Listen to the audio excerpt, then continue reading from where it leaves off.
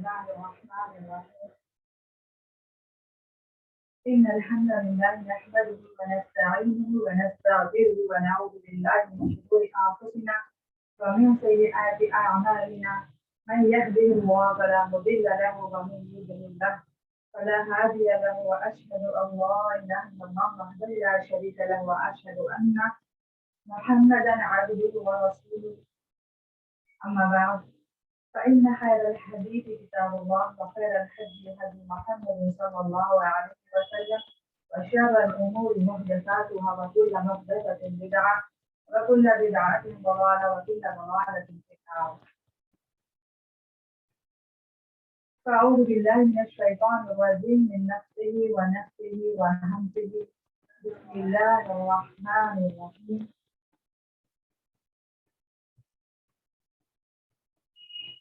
قال الله تعالى في القرآن المجيد وفي القرآن الحميد: يا أيها الذين آمنوا كتب عليكم الصيام كما كتب على الذين من قبلكم لعلكم تتقون. وقال رسول الله صلى الله عليه وسلم: من صام رمضان إيمانا واحتسابا غفر له ما تقدم من ذنبه.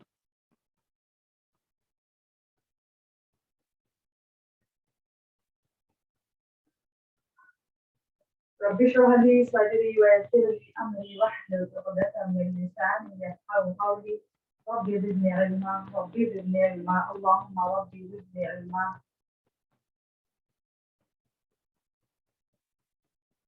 सबसे पहले मैं अल्लाह ताला का और हम सब अल्लाह रब्बुल इज्जत का शुक्र अदा करते हैं कि अल्लाह रब्बुल इज्जत ने हम तमाम को सेहत और आफियत के साथ उसकी महफिल में उसकी बातों को सुनने और सीखने के लिए मुझे और आपको यहाँ पर जमा किया है। अल्हम्दुलिल्लाह।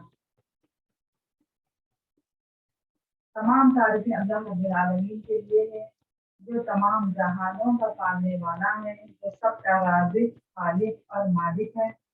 उसके बाद दरूद सलाम हो तमाम अंबिया किराम पर, खास तौर से हमारे प्यारे नबी करीम मोहम्मद सल्लल्लाहु अलैहि वसल्लम पर।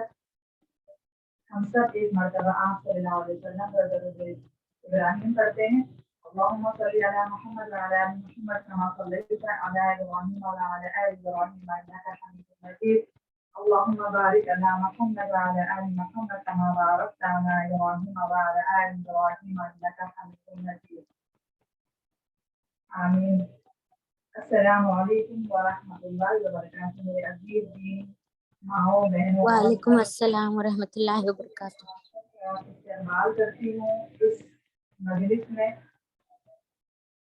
तहे दिल से इस्तेमाल करती हूँ और इस रमज़ान की मुबारकबाद देती हूँ जो हम सब पर इस महीने का जो हम पर साया फगुन हो चुका है। अल्हम्दुलिल्लाह, अल्लाह ताला ने हम तमाम को सलामती और ईमान के साथ इसमें दाखिल फरमा दिया है। अल्हम्दुलिल्लाह। आप सबको रमज़ान की बहुत बहुत सादत मुबारक हो। आमीन। तो चलिए, आज का मेरा जो उन्वान था, रमज़ान का इस्तेमाल हम कैसे करें। अस्सलाम वालेकुम मैम। देखिए कि रमज़ान का जो महीना हम पर साया फगुन हो चुका है अल्हम्दुलिल्लाह, लेकिन फिर भी हम इसके ऊपर थोड़ी रोशनी डालते हुए आगे बढ़ेंगे कि रमज़ान का इस्तेमाल हम कैसे करें, यानी उसका हम वेलकम कैसे करें रमज़ान का। देखिए, पहले तो हमको जब हमारे हिसाब से चांद की तारीख के हिसाब से हमें पता चल जाता है कि हमको रमज़ान के पहले चांद की तारीख कब है और कौन से दिन है। ये तो क्या है हमारे हिसाब से, लेकिन अल्लाह के रसूल सल्लल्लाहु अलैहि वसल्लम की सुन्नत क्या होती थी। अस्सलाम वालेकुम मैम, आवाज स्लो आ रही है आपकी। हर महीने का नया चांद देखे तो आप सल्लल्लाहु अलैहि वसल्लम दुआ फरमाते थे और सहाबा कराम भी दुआ पढ़ते थे। तो कौन सी दुआ थी? अल्लाहुम्मा अहिल्लु अलैना बिल यमनी वल ईमान वस्सलामती वल इस्लाम रब्बी व रब्बुकल्लाह। जैसा कि उसका तर्जुमा है, अल्लाह तो इस चांद को अमन, ईमान, सलामती, इस्लाम के साथ हम पर तुलू फरमा। میرا اور تیرا رب بھی اللہ ہے، یعنی یہ اس کو کہا جا رہا چاند کو کہ میرا رب بھی اور تیرا رب بھی اللہ رب العزت ہے۔ یہ صحابہ کرام اور آپ صلی اللہ علیہ وسلم کا طریقہ ہوا کرتا تھا چاند کو دیکھ کر پڑھنے کی دعا کا، اور یہ رمضان کے چاند کو ہی پڑھنے کی دعا نہیں بلکہ یہ ہر مہینے کے نئے چاند کو دیکھ کر پڑھنے کی دعا ہے، جیسا کہ ہر مہینے کا جو ہے کسی چاند کو دیکھ کر پڑھنے کی دعا سے وہ مہینے میں ہم داخل ہوتے ہیں، یعنی پورا مہینہ ہم کو اس دعا کے ذریعے سے اللہ رب العزت سے ہم یہ دعا مانگ رہے ہیں کہ اللہ ہم کو اس مہینے میں سلامتی، امن اور ایمان والا عطا فرما بول۔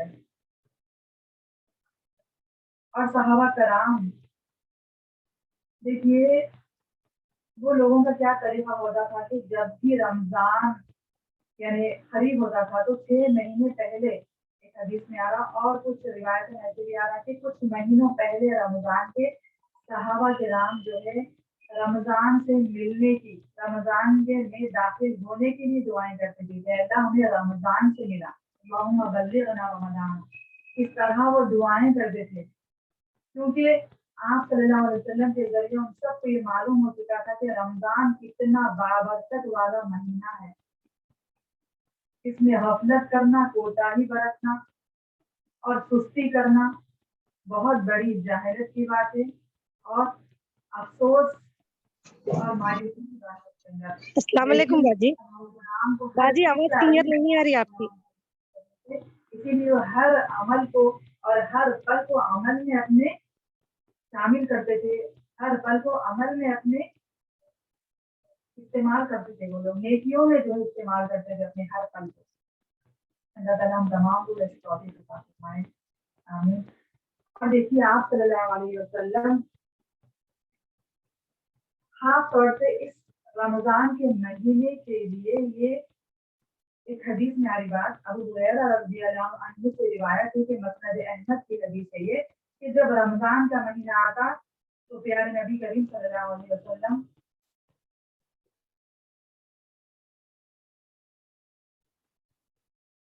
میری آواز آ رہی سب کو؟ میم آپ کی آواز بہت سلو آ رہی، تھوڑا مائک قریب کریے، بہت سلو آ رہی ہے آواز۔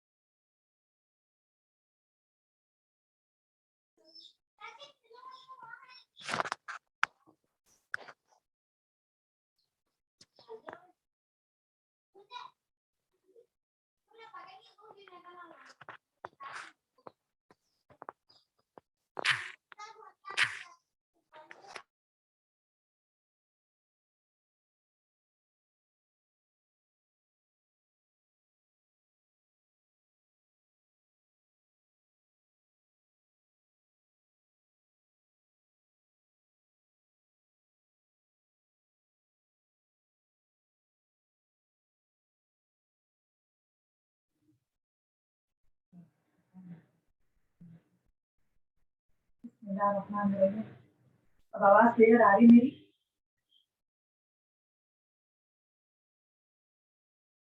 آواز آپ کی ہے نا دور سے آ رہی جیسا لگ رہا، تھوڑا سا مائک قریب کریے آپ، اور کلیئر آ رہی ہے لیکن دور سے آ رہی، آسانی سے سنے نہیں دے رہا، آواز آ رہی میری سب کو؟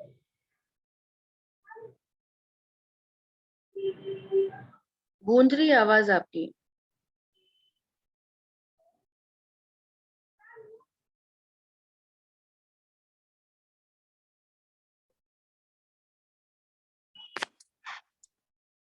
رمضان کا مہینہ آتا تو آپ صلی اللہ علیہ وسلم خاص طور سے صحابہ کرام کو اس حدیث سے ہمیں یہ پتہ چلتا ہے کہ کس طرح سے رمضان میں اس کے داخلے کے لیے وہ کہا کرتے تھے، آپ صلی اللہ علیہ وسلم کیسا خطبہ دیا کرتے تھے اور سمجھاتے تھے، جیسا کہ عام مہینوں کے علاوہ رمضان کے لیے کیسے آپ صلی اللہ علیہ وسلم صحابہ کو کہتے تھے۔ ابو ہریرہ رضی اللہ عنہ سے روایت ہے، مسند احمد کی حدیث ہے یہ، جب رمضان کا مہینہ آتا تھا تو پیارے نبی کریم صلی اللہ علیہ وسلم صحابہ کے سامنے آتے اور کہتے تھے جاءکم رمضان شہر مبارک فرض اللہ علیکم صیاما، یعنی کہ تم پر رمضان کا مہینہ آ چکا ہے جو کہ مبارک والا مہینہ ہے، اور اللہ تعالیٰ نے اس پر تمہارے اوپر، اس مہینے میں تمہارے اوپر اس کے روزوں کو فرض کر دیے ہیں۔ اور دیکھیے شہر مبارکن، اللہ کے رسول صلی اللہ علیہ وسلم صحابہ کرام کو شہر مبارکن کے الفاظ سے مبارکباد دے رہے ہیں۔ یہاں پر دیکھیے رمضان کے ساتھ مبارکن کا جو ورڈ ایڈ ہوا ہے وہ آپ صلی اللہ علیہ وسلم نے ایڈ کیا ہے، شہر مبارکن یعنی رمضان کا مہینہ مبارک والا مہینہ۔ اور اس حدیث کا اور ایک ٹکڑا یہ ہے کہ تفتح ابواب الجنہ، جنت کے تمام دروازے کھول دیے جاتے ہیں، وَيُغْلَقُ فِيهِ أَبْوَابُ جَحِيمٍ، اور جہنم کے دروازے بند کر دیے جاتے ہیں، وَتُغْلَقُ فِيهِ شَيَاطِينَ، اور شیاطین کو قید کر دیے جاتے ہیں۔ اس کے بعد پھر لِلَّهِ لَيْلَةِ فِيهِ خَيْرَةٌ، یعنی پھر اس کے بعد اللہ تعالیٰ اس میں ایک ایسی رات رکھا ہے جو کہ سب سے بڑی خیر والی ہے۔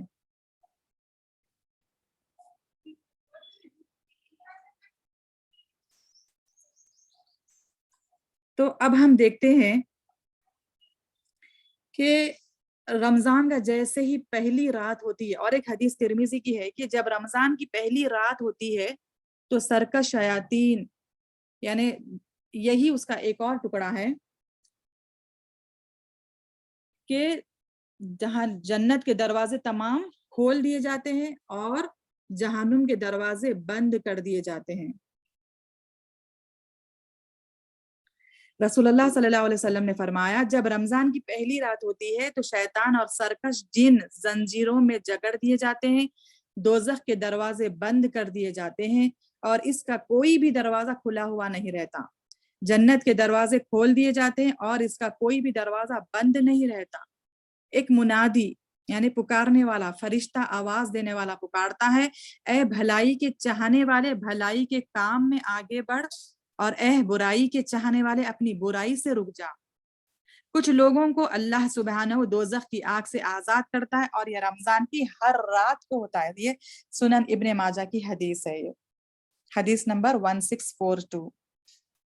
تو دیکھیے آئیے اب ہم اس حدیث کا خلاصہ کرتے ہیں کہ جب پہلی رات ہوتی ہے رمضان کی تو شیطان اور سرکش جن زنجیروں میں جکڑ دیے جاتے ہیں۔ اس کا مطلب کیا ہوا کہ جو شیاطین ہمارے نفس کے ساتھ لگے ہوئے ہیں، اللہ کے رسول صلی اللہ علیہ وسلم نے ایک اور حدیث میں فرمایا تھا کہ انسان کی رگوں میں، اس کی خون میں اس طرح سے شیطان، یعنی جس طرح رگوں میں خون دوڑتا ہے اس طرح سے شیطان جو ہے اس کے ساتھ لگا ہوا ہے۔ شیطان کا دوڑ یعنی خون کے جیسا دوڑ ہوتا ہے انسان کے رگوں میں، اس طرح سے شیطان جو ہے انسان کے رگوں میں دوڑتا ہے، یعنی اس کے نفس کے ساتھ لگا ہوا ہے شیطان۔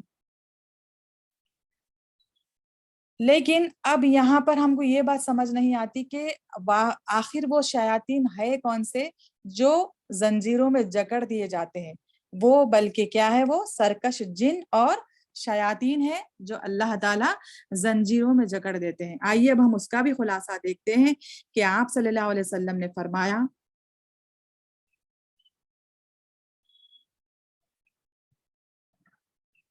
جب اللہ تعالیٰ آسمان میں کوئی فیصلہ فرماتا ہے تو ملائکہ عاجزی سے اپنے پر مارنے لگتے ہیں۔ جب اللہ تعالیٰ آسمان میں کوئی فیصلہ فرماتا ہے تو ملائکہ عاجزی سے اپنے پر مارنے لگتے ہیں، جیسا کہ اللہ تعالیٰ کے ارشاد میں ہے کہ جیسے کسی صاف چکنے پتھر پر زنجیر کے مارنے سے آواز پیدا ہوتی ہے، یعنی اللہ تعالیٰ کے حکم سے فرشتے جو ہے ان کے اندر ایک خوف پیدا ہو جاتا۔ اور علی بن عبداللہ نے بیان کیا کہ سفیان بن عینہ کے سوا اور راویوں نے صفوان کے جس سے ان پر دہشت طاری ہوتی ہے،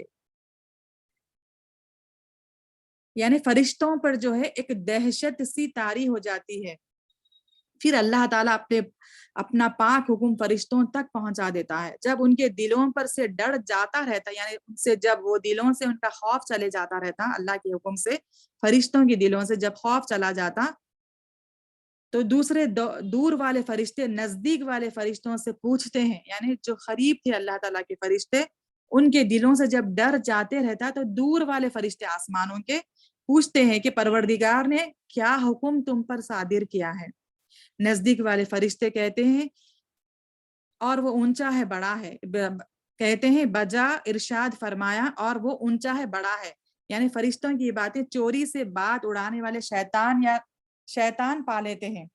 یعنی جو باتیں اللہ تعالیٰ اور فرشتوں کے بیچ ہوتی ہے آسمانوں میں، وہ باتیں سرکش شیاطین کیا کرتے؟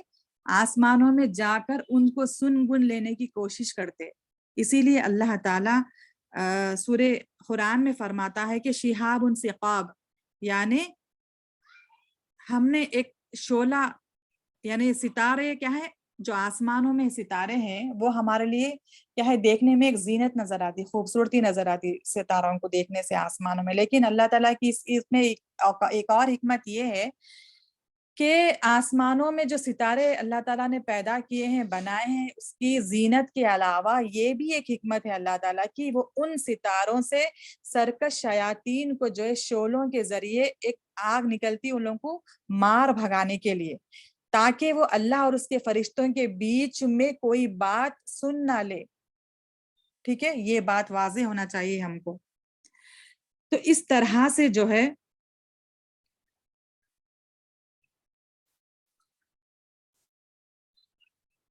شیاطین جو ہے وہاں پر سے آسمانوں سے جو ہے اللہ تعالیٰ ان کو مار بھگانے کا ایک ذریعہ بنایا ہے ستاروں کے ذریعے سے. اس کو شہاب ثقاب کہتے ہیں. پھر یہ بات کیا کرتے؟ اڑانے والے فرشتے اوپر تلے رہتے ہیں ایک پر ایک.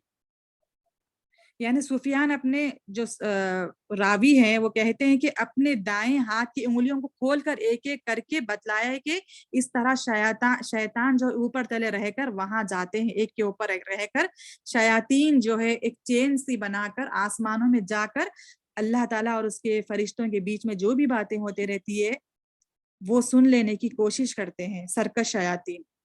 تو وہ شیاطین کو اس مہینے میں جو ہے جکڑ دیا جاتا ہے.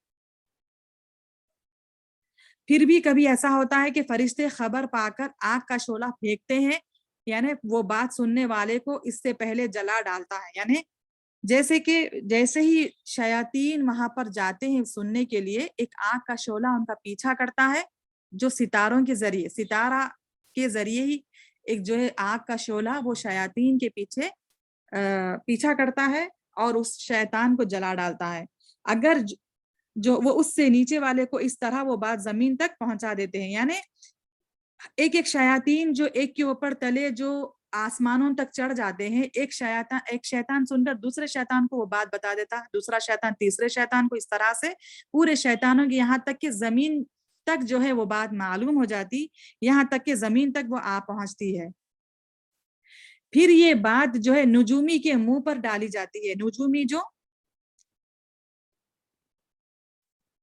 غیب کی باتوں کو، مطلب اپنے علم سے غیب کی باتوں کو کہنے والا، جو آج ہم کسی ایسے عامل کے پاس جاتے، لوگ مسلمان اتنے ایسے ہیں کہ کچھ بھی ان کو نقصان ہو یا کچھ بھی ان کو تکلیف ہو، فوراً ایسے شخص کے پاس جاتے کہ وہ اپنے حال کو بتاتے، اور وہ شخص جو ہے ان کو کیا کہتا کہ میں رات میں اس کا حل معلوم کر کے آپ کو کل آؤ، میں آپ کو اس کا حل بتاتا ہوں. تو وہ اس شیاطین کے ذریعے سے جو ہے وہ باتوں کو معلوم کر کے لوگوں کو خبر دیتا ہے. حالانکہ وہ باتیں جو ہے جھوٹی ہوتی ہے، لیکن بندہ پھر بھی اس کے اوپر یقین کر عمل کرتا ہے. تو کیا ہوتا، وہ ایک بات میں 100 باتیں جھوٹی اپنی طرف سے ملا کر لوگوں سے بیان کرتا ہے. وہ عامل کوئی بات اس کی سچی نکلتی ہے تو لوگ کہنے لگتے ہیں دیکھو اس نجومی نے فلاں دن ہم کو یہ خبر دی تھی کہ آئندہ ایسا ہوگا، اور ویسا ہی ہوا. یہ جو ہے بندوں کا گمان ہونے لگ جاتا ہے. تو دیکھیے اس طرح سے جو ہے شیاطین جو ہے اللہ تعالیٰ کی اور فرشتوں کے بیچ کی بات کو جو سننے کے لیے آسمانوں پر چڑھتے ہیں، ان شیاطین کو بھگانے کے لیے اللہ تعالیٰ نے ستاروں کی بھی جو ہے بنانے کا اس کے پیچھے ایک مقصد ہے وہ، تاکہ شیاطین جو ہے وہ باتوں کو سن گن نہ لے۔ شہاب ثقاب بول کر جو آیت آئی ہے قرآن میں۔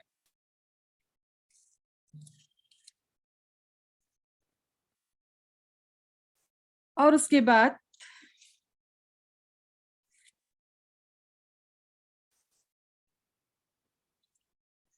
یہاں پر اور ایک حدیث کا ٹکڑا جو ہے کہ اس کے اندر دوزخ کے دروازے بند کر دیے جاتے ہیں، یعنی اسی لیے جو ہے دوزخ کے جو دروازے بند کر دیے جاتے ہیں اس کا ایک بھی دروازہ کھلا نہیں رہتا۔ دوزخ کے دروازے 7 دروازے جو ہے ایک بھی دروازہ اس میں سے کھلا نہیں رہتا۔ اسی لیے جو ہے بندہ اس مہینے میں جب داخل ہوتا ہے تو اس کو اس ایسی توفیق ہو جاتی ہے کہ وہ برائیوں سے بچتا رہتا ہے۔ یہی وجہ ہے وہ جو دوزخ کے دروازے اللہ تعالیٰ بند کر دیتا ہے اس مہینے میں، بندہ تقوی کے زیادہ قریب ہو جاتا ہے، اور اس میں جنت کے دروازوں کو کھول دیا جاتا ہے، یہاں تک کہ ایک بھی دروازہ جو ہے جنت کا بند نہیں رہتا۔ اس کا مطلب یہ ہوا کہ انسان بندہ جو ہے نیکیوں کی طرف زیادہ راغب ہوتا، اس کا دل من نہیں چاہتا کہ وہ گناہوں کی طرف رجوع کرے۔ اور اس کے بعد ایک پکارنے والا فرشتہ یہ پکارتا ہے کہ اے بھلائی کے چاہنے والے، بھلائی کے کام میں آگے بڑھ، یعنی فرشتہ اس کو ندا لگاتے رہتا ہے، پکارتے رہتا ہے بنی آدم کو کہ برائی کے چاہنے نیکی کے چاہنے والے تو نیکی میں آگے بڑھ، اور برائی کے چاہنے والے تو اپنی برائی سے رک جا۔ اور اللہ تعالیٰ کچھ لوگوں کو دوزخ کی آگ سے آزاد کرتا ہے، اور یہ رمضان کی ہر رات کو ہوتا ہے، سبحان اللہ۔ یعنی چاند جیسا ہی طلوع ہو جاتا ہے رمضان کا، اس کے بعد سے یہ رمضان کی آخری تاریخ تک اللہ تعالیٰ دوزخ سے لوگوں کو آزاد کرتے رہتا ہے۔ اب اس کا مطلب یہ کیا ہوا کہ بھلا اللہ تعالیٰ تو قیامت کے دن ہی حساب کتاب لینے والا ہے بندے کا، جنت کا چاہے وہ دوزخ کا۔ بندہ چاہے جنت میں جائے گا کیا پھر وہ دوزخ میں جائے گا، لیکن پھر بھی اللہ تعالیٰ یہاں پر یہ ہم کو بتا رہا کہ رمضان کی ہر رات کو اللہ تعالیٰ جہنم کی آگ سے بندوں کو آزاد کرتا ہے۔ اس کا مطلب کیا ہوا؟ یہ کہ جو بندے دنیا میں موجود ہے ان کے اعمال کچھ ایسے ہو چکے تھے اپنی زندگی میں اب تک کے، اس رمضان تک کے، ٹھیک ہے، اس رمضان تک کے جتنے بھی گناہ اس سے ہو چکے تھے جو اس کو جہنم میں لے جانے والے تھے، تو اس بندے کے تعلق سے اللہ تعالیٰ کا یہ فرمان ہے کہ اللہ تعالیٰ ہر رات کو بندوں کو آنکھ سے آزاد کرتے رہتا ہے۔ فرشتوں کو ایک اللہ تعالیٰ لسٹ دے دیتا ہے کہ اتنے بندوں کو آج کی رات جو ہے جہنم کی آنکھ سے آزادی دلا دینا، یعنی بندے کے اعمال ایسے تھے کہ وہ جہنم میں اس کو لے جانے کے لیے یعنی وارد ہو گئے تھے، اس کے اوپر واجب ہو گیا تھا کہ اس کے اوپر جہنم جانا، لیکن اللہ تعالیٰ یہ رات کے ذریعے سے رمضان کی اللہ تعالیٰ بندے کے گناہوں کو معاف کرتے ہوئے اس کے دوزخ کی آگ سے آزادی دلاتا ہے۔ اللہ تعالیٰ ہم تمام کو ان ایسے اللہ تعالیٰ کے یعنی بندوں میں شامل کر دے جو ہم کو بھی اللہ تعالیٰ اپنی جہنم کی آگ سے ہماری رہائی دلا دے، آمین۔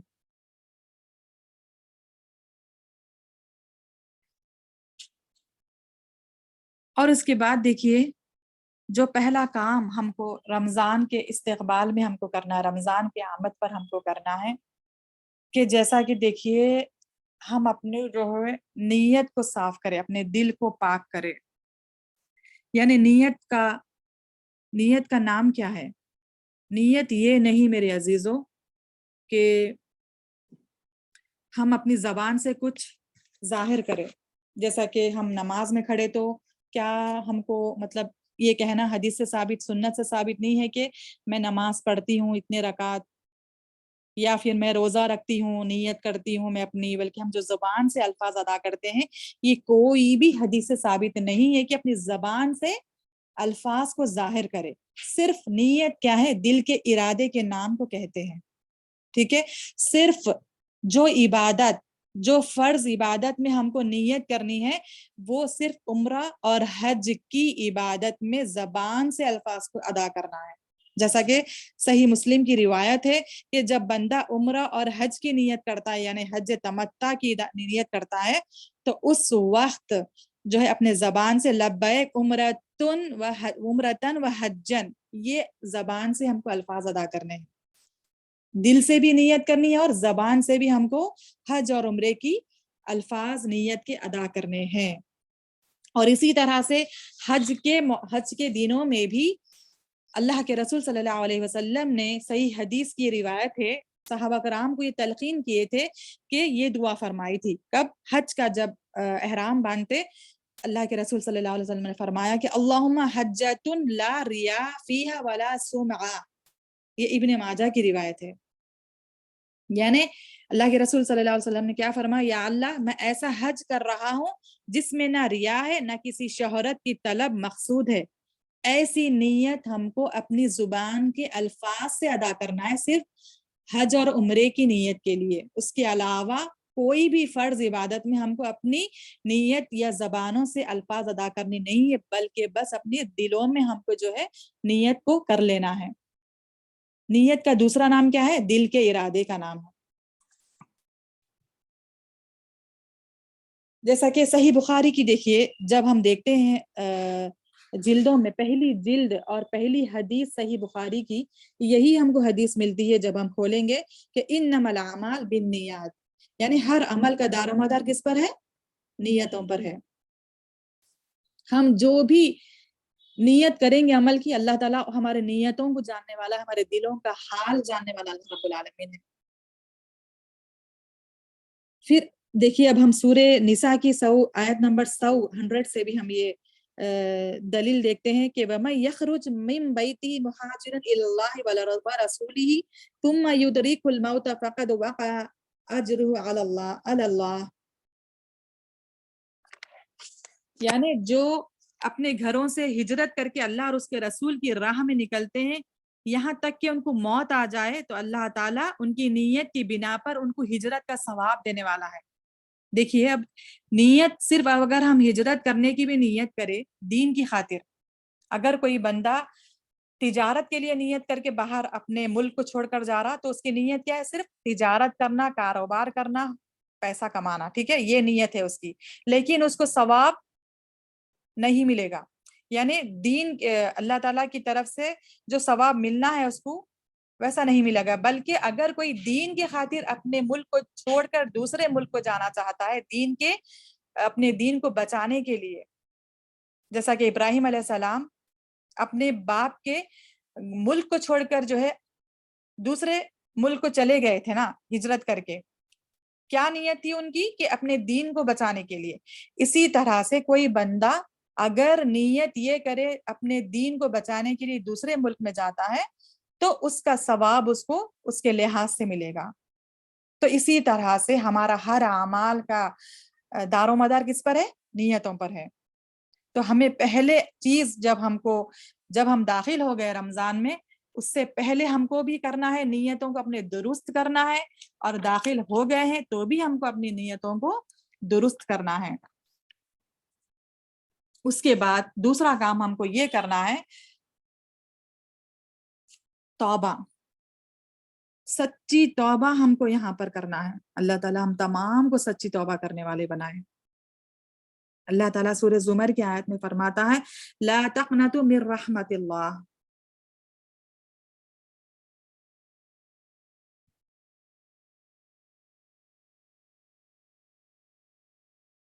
کہ تم اللہ تعالیٰ کی رحمت سے مایوس نہ ہو۔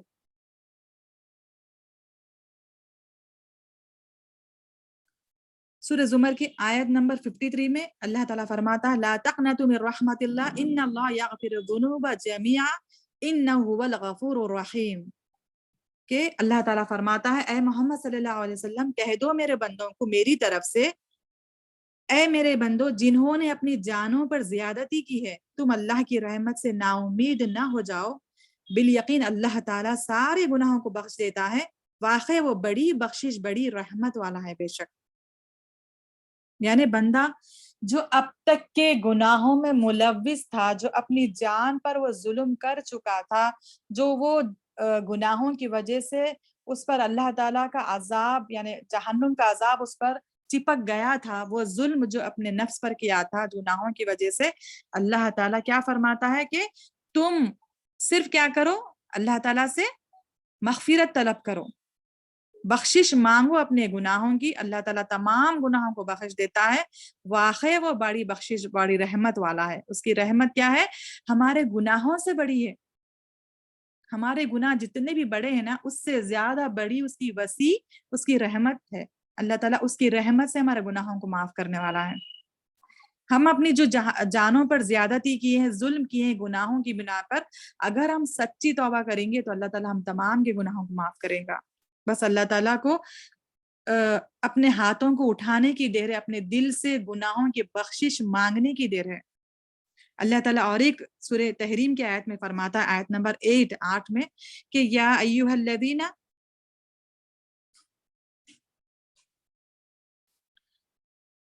یا ایھا الذین آمنوا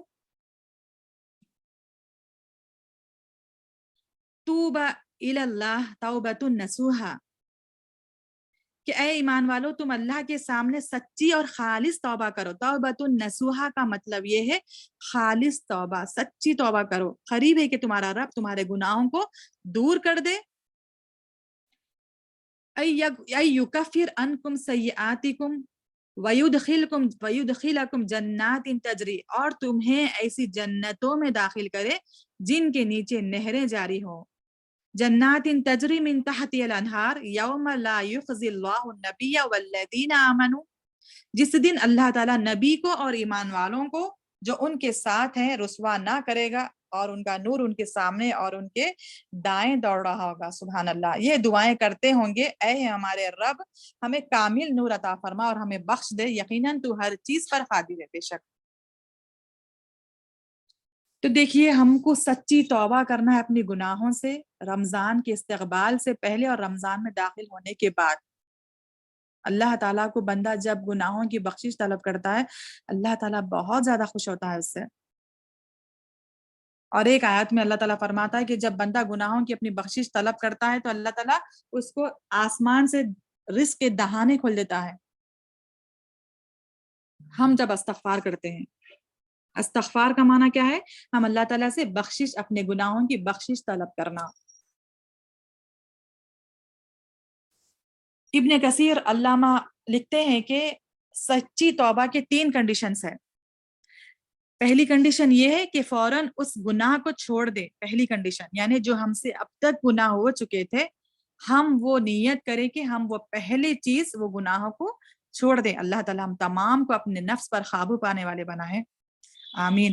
اور دوسری کنڈیشن، دوسرا شرط یہ ہے گناہ کے سچی توبہ کرنے کا کہ اب تک جو گناہ ہم پر ہوئے اس پر ہم شرمندہ ہوں اور آگے ہم سے یہ پھر سے دوبارہ گناہ ہم سے نہ دہرایا جائے۔ یہ دوسری کنڈیشن ہے ہمارے سچی توبہ کی۔ اور تیسری کنڈیشن یہ ہے کہ مستقبل میں آگے وہ گناہ کبھی ہم سے نہیں ہونا، یہ پکا ارادہ کر لے، ہم عزم کر لے کہ ہم سے پھر وہ گناہ دوبارہ نہیں ہو۔ اللہ تعالیٰ ہم تمام کو اس پر ثابت قدمی عطا فرمائے، آمین۔ اگر چوتھی کنڈیشن یہ ہے دیکھیے کہ اللہ تعالیٰ جو چاہے اپنے بندے کے گناہوں کو معاف کرنے والا ہے سوائے شرک کے۔ شرک کی ہرگز معافی نہیں میرے بہنوں، شرک کی ہرگز معافی نہیں ہے جب تک کہ ہم بھی اس گناہ سے توبہ اور سچی خالص توبہ نہ کر لیں۔ اگر ہم شرک بھی کر رہے ہیں، گناہ بھی کر رہے ہیں تو اللہ تعالیٰ گناہوں کو معاف کرے گا لیکن شرک کو معاف نہیں کرے گا۔ تو ہمیں اپنی آنکھوں کو کھولنا ہے کہ ہم شرک سے باز آ جائیں۔ اور چوتھی کنڈیشن دیکھیے، اللہ تعالیٰ چاہے تو تمام گناہوں کو معاف کرے گا سوائے شرک کے، لیکن اگر کسی حقوق العباد یعنی اللہ تعالیٰ کے بندوں سے ہم کسی کو اگر تکلیف دے دے، کسی کا نقصان پہنچا دے، کسی کو ہم دلی تکلیف دے دے، جب تک وہ بندہ ہم کو معاف نہیں کرے گا اللہ رب العزت بھی ہم کو معاف نہیں کرے گا۔ یہ اللہ تعالیٰ کے ذمے نہیں ہے کہ ہم اس سے معافی مانگے اور وہ ہم کو معاف کرے جب تک کہ ہم کسی بندے کو تکلیف دے اور اس بندے سے معافی نہ مانگے۔ تو ہمیں یہ چاہیے کہ ہم اپنی گفتگو میں کسی سے بات کرتے وقت اپنی زبان کو سنبھال کر بات کرے. اگر ہم سے دلی تکلیف یعنی ہمارے ایسی زبان سے کسی کو یعنی دلی تکلیف ہو گئی تو ہم اس سے فوراً اسی وقت معافی طلب کریں انشاءاللہ. اور دیکھیے استغفار کی یعنی گناہوں سے سچی توبہ کرنے کا مجھے ایک اور واقعہ یاد آ رہا کہ موسیٰ علیہ السلام کی مجلس میں موسیٰ علیہ السلام کے دور میں ایک ایسا وقت آیا تھا کہ فاقہ کشی یعنی پانی کا نام و نشان نہیں تھا. آسمان سے پانی کی بارش نہیں ہو رہی تھی، یعنی بارش نازل نہیں ہو رہی تھی، یعنی پانی کی سخت قلت پڑ گئی تھی اس وقت. تو موسیٰ علیہ السلام ایک مجلس میں جو ہے دعا کر رہے تھے بارش نازل ہونے کے لیے. تو ہم تو جانتے ہیں کہ موسیٰ علیہ السلام کون تھے. موسیٰ علیہ السلام کا لقب کیا تھا؟ موسیٰ علیہ السلام کا لقب کلیم اللہ، یعنی اللہ تعالیٰ سے ڈائریکٹ جو کلام کیے تھے اللہ تعالیٰ سے، تو اسی لیے ان کا لقب جو ہے کلیم اللہ جو پڑ گیا تھا. تو موسیٰ کلیم اللہ علیہ السلام جو ہے اللہ تعالیٰ سے دعائیں مانگ رہے مجلس میں کہ بارش کو نازل کرنے کے لیے. تو اللہ تعالیٰ ان کی دعا کو قبول ہی نہیں کر رہا. تو اللہ تعالیٰ سے جا کر موسیٰ علیہ السلام ڈائریکٹ یہ سوال کرتے کہ اللہ یعنی آخر کیا ایسا ماجرا ہے کہ ہماری دعا قبول نہیں ہو رہی. تو حضرت موسیٰ علیہ السلام کو اللہ تعالیٰ یہ جواب دیتے کہ تمہاری مجلس میں ایک ایسا بندہ گنہگار بندہ ہے، اس بندے کی وجہ سے میں جو ہے تم لوگوں کی دعاؤں کو قبول کرنے سے منع کرتا ہوں، یعنی رہ گیا ہوں. تو موسیٰ علیہ السلام واپس آتے، دوسرے دن پھر مجلس وہی قائم ہوتی. تو موسیٰ علیہ السلام اپنی مجلس والوں سے اعلان کر دیتے کہ وہ کون سا بندہ ہے گنہگار جو اللہ تعالیٰ کی ناراضگی مول لیا ہے، وہ فوراً اس مجلس سے نکل جائے تاکہ ہماری دعا قبول ہو جائے. تو وہ بندہ جو اس مجلس میں شامل تھا وہ دل میں سمجھ چکا تھا کہ میرے ہی وجہ، میں ہی ایک ایسا گنہگار بندہ ہوں جو میری وجہ سے اللہ تعالیٰ اس مجلس کی دعا کو قبول نہیں کر رہا. تو اب وہ بندہ تمام بندوں کی اس مجلس میں نکلنے سے رہ گیا. یعنی اگر میں نکلوں مجلس سے تو لوگ مجھے جان جائیں گے کہ میں ہی وہ گنہگار بندہ تھا جس کی وجہ سے دعا قبول نہیں ہو رہی تھی. اگر میں نہ نکلوں تو اللہ تعالیٰ دعا کو قبول کرنے سے رہ جائے گا. تو اب وہ بندہ تمام لوگوں کے بیچ میں ہی رہ کر صرف یہی دعا کرتا ہے اپنے دل میں کہ اللہ واقعی میں ہی گنہگار بندہ ہوں تیرا، تو میرے لہٰذا تو میرے گناہوں کو معاف کر دے. وہ سچی اور سچی خالص توبہ جو کرتا اسی وقت جو ہے اللہ تعالیٰ آسمان سے ایسی شدید بارش نازل کرتا کہ لوگ پریشان اور موسیٰ علیہ السلام بھی حیران رہ جاتے کہ واقعی کیا اصل ماجرا ہوا کہ وہ بندہ بھی مجلس سے نہیں نکلا اور اللہ تعالیٰ کی بارش بھی نازل ہو گئی. تو پھر اللہ تعالیٰ سے موسیٰ علیہ السلام دوسری بار جاتے کہ اللہ ماجرا کیا ہے آخر کہ کوئی بندہ جو ہے مجلس سے بھی نہیں نکلا اور بارش بھی تیری نازل ہو گئی. سبحان اللہ. تو اللہ تعالیٰ فرماتا ہے کہ یہ معاملہ میرے اور میرے بندے کے درمیان. سبحان اللہ. دیکھیے اللہ تعالیٰ کا جواب کیا ہے موسیٰ علیہ السلام کے ساتھ، یہ معاملہ میرے اور میرے بندے کے درمیان. تو اللہ تعالیٰ اپنے ہر بندے کے گناہوں پر پردہ ڈالتا ہے میرے عزیزوں. چاہے تو اللہ تعالیٰ موسیٰ علیہ السلام سے ڈائریکٹ کلام کرنے والے تھے، بات چیت کرنے والے تھے، بتا دے سکتے تھے کہ فلاں بندہ نے اس طرح سے یعنی گنہگار تھا، اس وجہ سے میں گناہ نہیں کرا تھا، فلاں بندے کا یہ نام تھا. اللہ تعالیٰ ہر چیز پر قادر ہے، وہ بتا سکتا تھا، لیکن اللہ تعالیٰ پھر بھی اس بندے کے گناہوں پر پردہ ڈال دیا اور موسیٰ علیہ السلام کو اس بات کا پتہ بھی انہیں نہیں دیا. تو اس طرح اللہ تعالیٰ اپنے بندے سے اتنی محبت کرتا ہے کہ جب بھی بندہ اپنے گناہوں کی معافی طلب کرتا ہے تو اس کے گناہوں کو فوراً معاف کرنے والا ہے اور ہر وہ چیز سے اس کو نوازنے والا ہے. اس طرح سے اس کو روزی دینے والا ہے جہاں سے اس کو گمان بھی نہیں جاتا. یہ حدیث کی بات ہے. آپ صلی اللہ علیہ وسلم نے فرمایا جب بندہ استغفار کرتا ہے تو اللہ تعالیٰ اس کو اس طرح سے اس کی روزی عطا کرتا ہے یعنی اس کے رزق میں برکت عطا کرتا ہے جہاں سے اس کا گمان و وہم و گمان بھی نہیں جاتا، جو بندہ استغفار کرتا ہے کثرت سے۔ اور ایک حدیث میں اللہ کے رسول صلی اللہ علیہ وسلم نے فرمایا کہ جو کوئی اپنے نام اعمال سے قیامت کے دن خوش ہونا چاہے، قیامت کے دن اپنے نام اعمال کو دیکھ کر خوش ہونا چاہے، اس کو چاہیے کہ کثرت سے استغفار کرے، یعنی کثرت سے استغفار جب بندہ کرے گا تو اس کے نام اعمال میں جو اجر اور ثواب لکھا جائے گا، وہ بندہ اس کو دیکھ کر خوش ہو جائے گا قیامت کے دن۔ سبحان اللہ۔ اور ایک واقعہ دیکھیے کہ ایک شخص سفر کرتے ہوئے جاتا، جب تو اس کو تھکان ہو جاتی تو وہ ایک مسجد میں جو ہے آرام کرنے کے لیے رکنا چاہتا، لیکن اس کو مسجد والے اجازت نہیں دیتے وہاں پر آرام کرنے کے لیے۔ تو اتنے میں ایک سائیکل پر ایک شخص جاتے رہتا، دوسرا شخص، وہ دیکھ کر ان کو اپنے گھر لے جانے کی منت کرتے، چلیے آپ میرے گھر چلیے، میں آپ کو اپنے گھر میں رکھنے کی، یعنی رات میں رہنے کی اجازت دیتا ہوں، چلیے آپ میرے گھر میں چلیے۔ تو اس طرح سے جو ہے وہ بندہ بھی جو ہے وہ شخص دوسرے شخص کے ساتھ اپنے گھر جاتا ہے۔ اب وہ رات تمام بیٹھے ہوئے وہ شخص کو، یعنی گھر والے شخص کو دیکھتا ہے کہ وہ اپنے ذکر میں استغفار میں استغفر اللہ کرتے ہوئے آٹے کو گوندتا ہے۔ تو وہ جو شخص آیا تھا مہمان بن کر، وہ شخص گھر والے شخص سے پوچھتا ہے کہ اے شخص تم بتاؤ کہ یہ تمہیں استغفار پڑھنے سے تمہیں کیا ملا اب تک، کیا تم کو جو ہے اس کا فائدہ دکھا؟ تو وہ گھر والا شخص کہتا ہے کہ تم یہ نہ پوچھو کہ کیا فائدہ دکھا، کیا نہیں مجھے ملا، یہ پوچھیے آپ۔ اللہ تعالیٰ نے تمام وہ چیزیں مجھے میسر کر دیے ہیں، عطا کر دیے ہیں جو میں نے چاہا تھا اس استغفار کے پڑھنے کے ذکر کی فضیلت سے، لیکن صرف ایک ہی میری تمنا رہ گئی ہے کہ میں امام احمد بن حنبل سے ملوں۔ وہ ایک حسرت میری رہ گئی ہے، بس وہ ایک خواہش میری رہ گئی کہ میں ان سے ملوں، ملاقات کروں۔ تو وہ شخص کہتا ہے کہ جس کو تمہیں ملنے کی خواہش تھی امام احمد بن حنبل، وہ شخص میں ہی ہوں۔ سبحان اللہ۔ اس طرح سے جو ہے اللہ تعالیٰ نے اس شخص کی، گھر والے شخص کی تمام، یعنی اس کے خواہشات کو، اس کے پورے، یعنی اس کی تمام دعاؤں کو اللہ تعالیٰ قبول کیے استغفار پڑھنے کی فضیلت سے۔ دیکھیے اللہ تعالیٰ اس طرح سے بندے سے راضی ہوتا ہے۔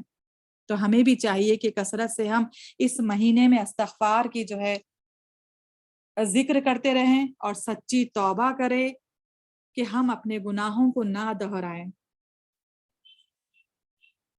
اور اس کے بعد تیسرا کام ہم کو اس مہینے میں جب ہم داخل ہوں یہ کرنا ہے کہ اپنے دلوں کو ہم صاف کرنا ہے، دلوں کا ہم جائزہ لینا ہے۔ میرے عزیزوں، یہ تو ہم کو پتہ چلتا ہے کہ ہمارے جسم میں سائنس کے لحاظ سے، ڈاکٹرز کے لحاظ سے ہمیں یہ سمجھ میں آتا، ڈاکٹرز کیا کہتے ہیں کہ انسان کے جسم میں ایک ایسا پارٹ ہے، دماغ سمجھتے وہ، لیکن یعنی انسان کا دماغ اگر وہ کام نہیں کرے گا تو انسان بھی جو ہے بیکار ہے، ایسا کہتے۔ لیکن اللہ کے رسول صلی اللہ علیہ وسلم نے کیا فرمایا، حدیث میں ہے بات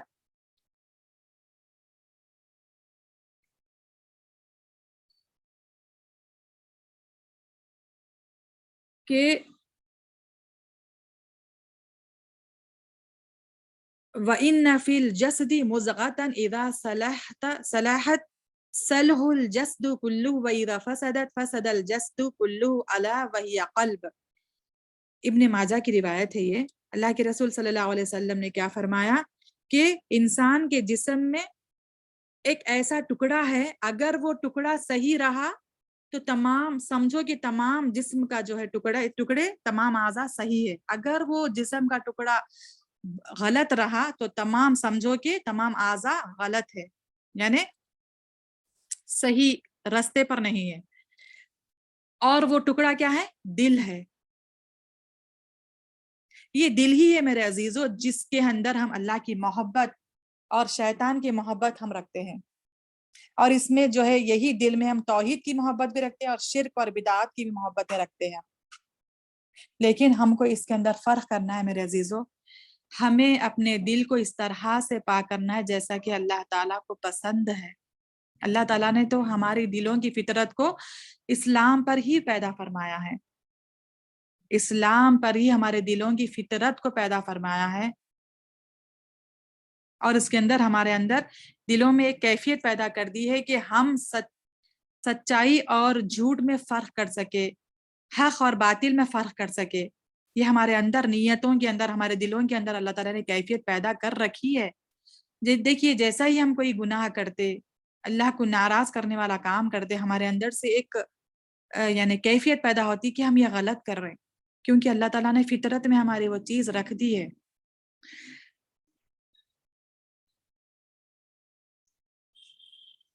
اللہ کے نبی حضرت ابراہیم علیہ السلام نے بھی کیا دعا کی تھی؟ بقلب سلیم، یعنی سورہ شورا کی آیت نمبر 87، 88 اور 89 میں اللہ کے رسول صلی اللہ علیہ وسلم حضرت ابراہیم علیہ السلام کی دعا کو اللہ تعالیٰ نے اس طرح سے فرمایا. سورہ شورا کی آیت ہے وَلَا تُخْزِنِي يَوْمَ يُبْعَثُونَ يَوْمَ لَا يَنْفَعُ مَالٌ وَلَا بَنُونَ إِلَّا مَنْ إِلَى اللَّهِ بِقَلْبٍ سَلِيمٍ. جس دن کے لوگ، یعنی اس کا ترجمہ، اور جس دن کے لوگ دوبارہ جلائے جائیں مجھے رسوا نہ کرنا. حضرت ابراہیم علیہ السلام نے یہ دعا کی تھی کہ اللہ کے اے اللہ، جس دن دوبارہ قیامت قائم ہوگی، لوگ دوبارہ اٹھائے جائیں گے، اس دن تو مجھے رسوا نہ کرنا. سبحان اللہ. جس دن کے مال اور اولاد کچھ کام نہ آئے گی.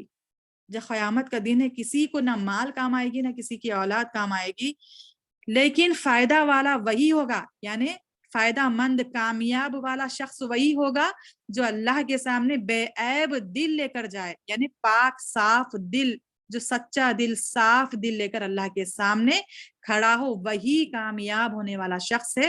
اللہ کے نبی حضرت ابراہیم علیہ السلام نے یہ دعا کی تھی. سبحان اللہ. وہ نبی، سبحان اللہ، دیکھیے جو جد امجد ہمارے نبی کریم صلی اللہ علیہ وسلم کے پردادا ہیں، جو کعبہ شریف کی تعمیر کرنے والے، سبحان اللہ، جو ساتویں آسمان پر بیت المعمور کو ٹیکا لگا کر بیٹھے ہوئے ہیں، وہ نبی کی یہ دعا ہے. سبحان اللہ. دیکھیے ویسے نبی کی یہ دعا ہے کہ جس دن کسی کا مال، کسی کی اولاد کام نہیں آئے گی، اور جس دن تمام لوگوں کو تو اٹھا کر دوبارہ زندہ کرے گا، اس دن تو مجھے رسوا نہ کرنا، مجھے مایوس نہ کرنا. پھر کیا فرمایا اللہ کے نبی حضرت ابراہیم علیہ السلام نے کہ لیکن فائدہ والا وہی ہوگا جو اللہ کے سامنے پاک صاف دل لے کر آئے. سبحان اللہ. اللہ تعالیٰ ہم تمام کو پاک صاف دل لے کر اللہ تعالیٰ کے سامنے کھڑے ہونے والا بنائے. ہمیں اس کے اندر کسی کی برائی، کسی کے طرف سے کینہ، کپٹ، بغض، حسد، جلن جو ہم لے کر چلتے آج ہمارے دلوں میں، وہ تمام چیزوں کو ہمیں اس مہینے میں، بلکہ اس مہینے کے بعد بھی ہم کو صاف و پاک رکھ کر رہنا ہے. تبھی ہماری دعائیں، ہماری عبادتیں قبول ہوں گی میرے عزیزوں.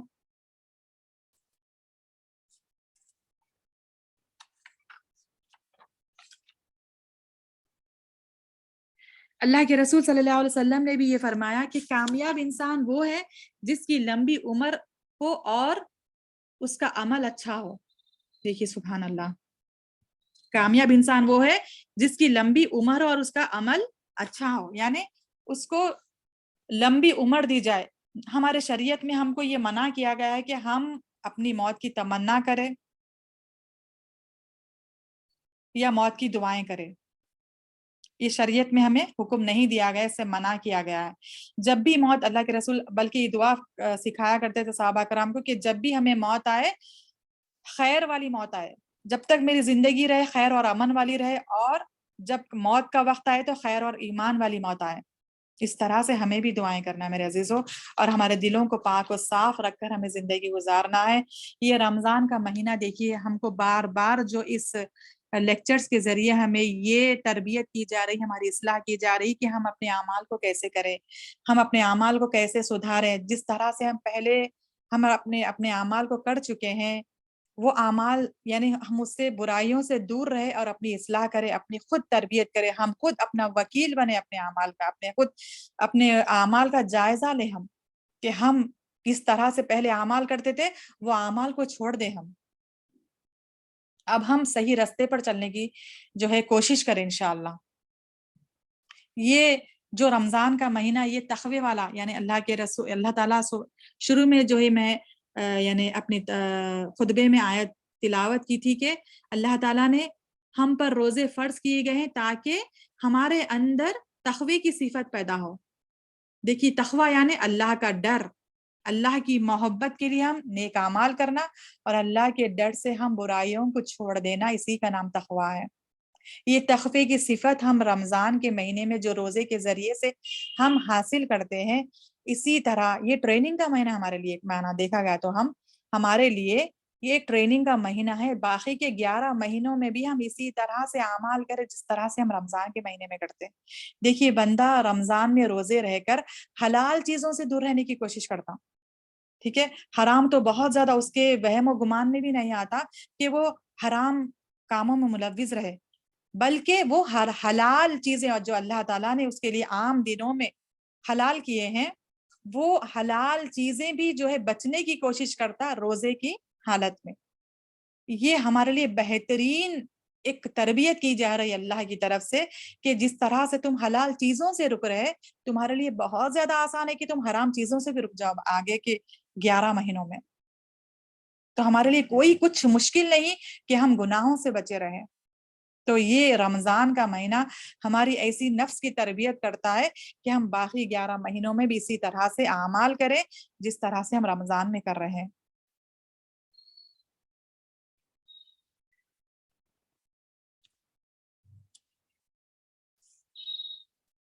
اور اس کے بعد چوتھا کام جو ہم کو رمضان کے مہینے میں کرنا ہے، اپنے اعمال کو جو درست کرنا ہے، جو اللہ تعالیٰ نے ہم کو موقع عنایت کیا۔ دیکھیے اگلے رمضان میں جو پچھلا رمضان ہمارا گزر چکا کورونا کی وجہ سے یا پھر دوسرے وبائی بیماریوں کی وجہ سے کتنے لوگ جو ہے آج خبروں میں مدفون ہے، اللہ ان تمام کی مغفرت فرمائے۔ اللہ تعالیٰ نے ہم کو اس کے باوجود بھی اس خطرناک دور سے گزرتے ہوئے باوجود بھی ہم کو صحت کے ساتھ ہم کو وہ بیماریوں سے بچاتے ہوئے ہم کو آج اس لمحے میں صحت کے ساتھ ہمیں روزے رکھنے کی توفیق دیا اور ہمیں یہاں پر بیٹھ کر کچھ سننے کی توفیق دیا، اس کا موقع عطا فرمایا ہم کو یہاں پر۔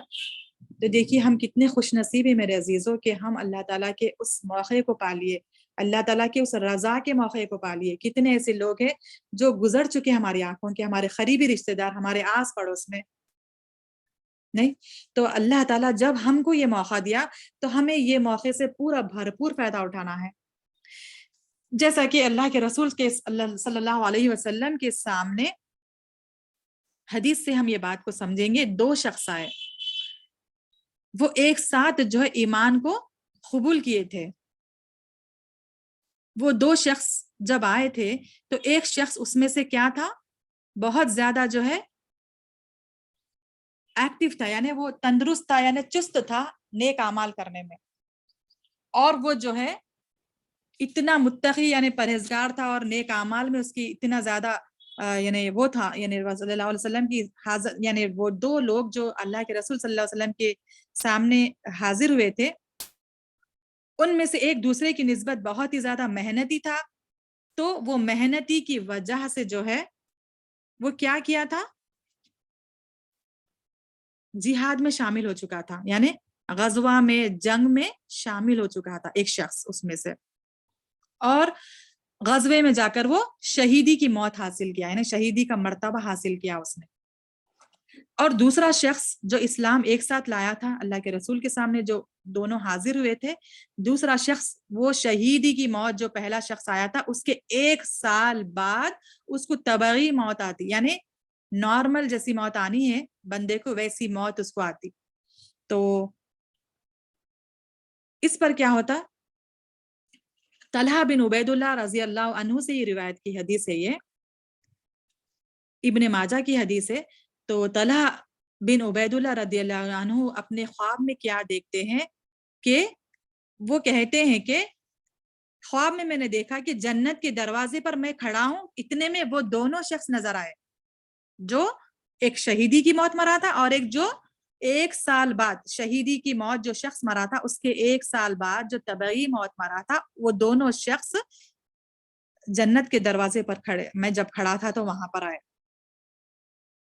اور جنت کے اندر سے ایک شخص نکلا، یعنی فرشتہ نکلا، اور اس شخص کو اندر جانے کی اجازت دی جس کا انتقال آخر میں ہوا، یعنی جس کا انتقال نارمل طریقے سے ہوا تھا۔ اللہ فرشتہ کیا کرتا، وہ اس شخص کو پہلے جنت میں لے کر جاتا، جنت کے دروازے سے پہلے اس کو لے کر جاتا اندر، اس کے بعد پھر جب وہ فرشتہ واپس آتا تو پھر شہید کو لے کر وہ جنت میں جاتا۔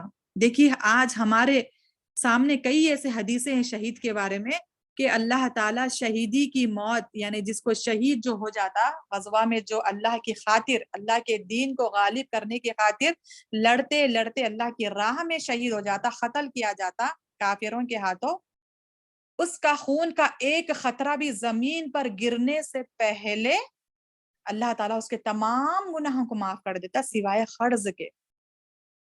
یہ ہم کو یہاں پر بھی ایک حدیث میں یہ بھی ایک ہم کو کیا بات معلوم ہو رہی کہ شہید کے تمام گناہ جو ہے معاف ہو جا رہے ہیں، لیکن اس کا قرض معاف نہیں ہے میرے عزیزوں۔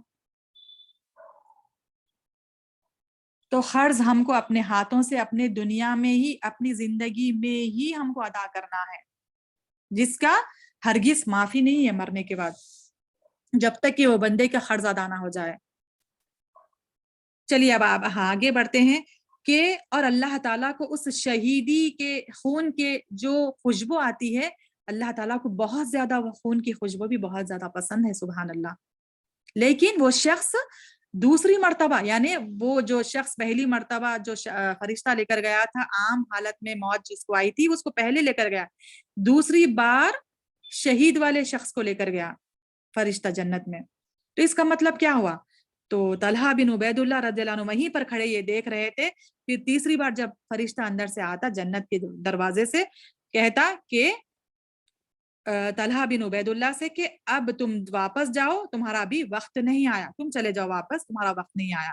پھر جب صبح اٹھ کر طلحہ رضی اللہ عنہ نے لوگوں سے یہ خواب بیان کرنے لگے، مدینے کے لوگوں سے یہ خواب جب بیان کرنے لگے تو لوگوں میں اتنا چرچا ہو گیا یہ خواب کے بارے میں کہ یہ بات پہنچتے پہنچتے آپ صلی اللہ علیہ وسلم تک پہنچی۔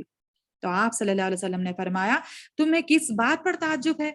تو تمام لوگوں نے کہا، انہوں نے کہا یا رسول اللہ صلی اللہ علیہ وسلم، پہلا شخص بہت زیادہ عبادت گزار تھا اور پھر وہ زیادہ یعنی شہیدی کی موت اس نے حاصل کی، شہیدی کا درجہ اس نے حاصل کیا، شہید بھی کر دیا گیا، اور یہ دوسرا اس سے پہلے جنت میں داخل کیا گیا، جو دوسرا شخص تھا وہ جنت میں پہلے داخل کیا گیا۔ تو آپ صلی اللہ علیہ وسلم نے اس پر کیا فرمایا؟ دیکھیے ہم غور کریں گے یہاں پر، کیا یہ اس کا 1 سال اور زندہ نہیں، یعنی یہ اس کے 1 اور سال زندہ نہیں رہا؟ لوگوں نے کہا کیوں نہیں؟ یعنی جو دوسرا شخص طبعی موت پر مرا تھا، آپ صلی اللہ علیہ وسلم نے سوال کر رہے ہیں صحابہ سے کہ کیا دوسرا جو شخص مرا تھا، انتقال ہوا تھا، کیا اس نے 1 اور سال نہیں پایا تھا؟ تو لوگوں نے کہا کیوں نہیں اللہ کے رسول؟ پھر آپ صلی اللہ علیہ وسلم نے دوسرا سوال کیا کہ 1 سال میں تو اس نے ایک رمضان کا مہینہ بھی پا لیا، روزے رکھا اور نمازیں بھی پڑھی اور اتنے سجدے کیے، کیا یہ حقیقت نہیں؟ تو اللہ کے صحابہ نے جواب دیا ہاں اللہ کے رسول، یہ تو ہیں۔ تو آپ صلی اللہ علیہ وسلم نے فرمایا تو اس وجہ سے ان دونوں کے درجے میں زمین آسمان کے فاصلے سے بھی زیادہ دوری ہے، سبحان اللہ۔ جو شہید کی موت جو مرتبہ حاصل کیا اس کا درجہ اور عام جس کی موت ہوئی تھی اس کا درجہ زمین اور آسمان کے بیچ کے فاصلے سے بھی زیادہ دوری ہے بتائی گئی اس حدیث میں۔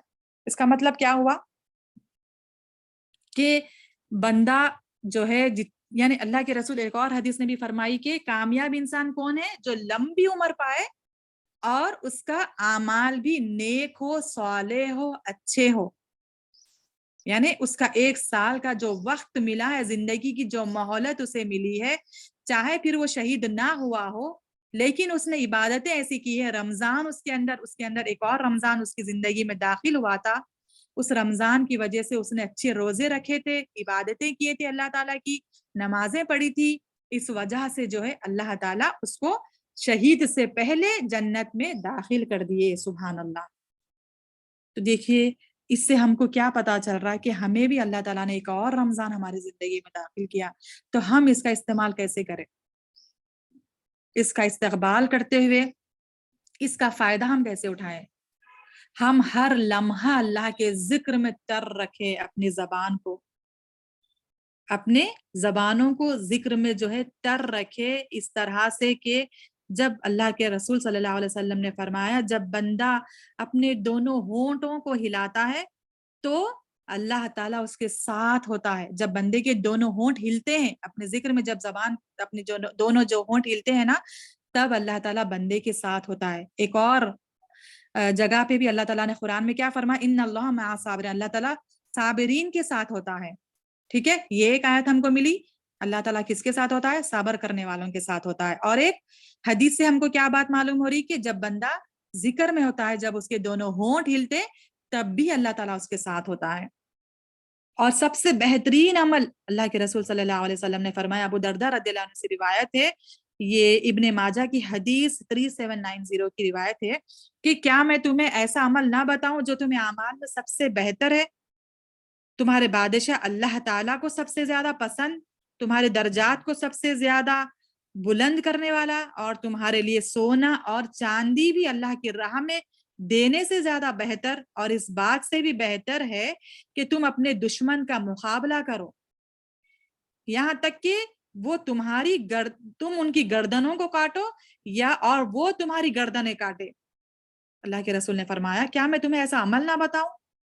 ان تمام بڑھائیوں سے بتاتے ہوئے، ان تمام جو ہے ہمیں یہ خلاصہ کرتے ہوئے اللہ کے رسول صلی اللہ علیہ وسلم صحابہ سے فرمایا کہ صحابہ نے کہا اللہ کے رسول وہ کیا ہے آخر عمل کہ ان تمام چیزوں سے افضل ہے، بہتر ہے کہ اللہ تعالیٰ کی راہ میں خرچ کرنا، اللہ تعالیٰ کے یعنی سونا اور چاندی سے بھی زیادہ بہتر ہے، دشمن کو مقابلہ کرنے میں بھی، اس کی گردنوں کو کاٹنے سے بھی زیادہ، ہماری گردنوں کو کٹوانے سے بھی زیادہ بہتر، اور اعمال میں بھی سب سے زیادہ بہتر ہے. تو اللہ کے رسول صلی اللہ علیہ وسلم نے فرمایا وہ ہے اللہ کا ذکر. تو دیکھیے میرے عزیزو، ہمیں فرض عبادتیں تو ہم کو معلوم ہے، نماز کے اوقات، اب یہ فرض کے علاوہ ہم کو جو ہے اپنی زبان کو دوسرے اوقات میں بھی اللہ کے ذکر میں تر رکھنا ہے. ایک لمحہ بھی ہمیں غفلت نہیں برتنی ہے اس کے اندر، کیونکہ دیکھیے یہ مہینے میں ہر سنت جو ہے فرض کے درجے کو پہنچتی ہے، اور فرض 70 گناہوں زیادہ اس کا ثواب اور اجر ہے اس مہینے میں. سبحان اللہ، خاص طور سے رمضان کے مہینے میں، صرف رمضان کے مہینے میں.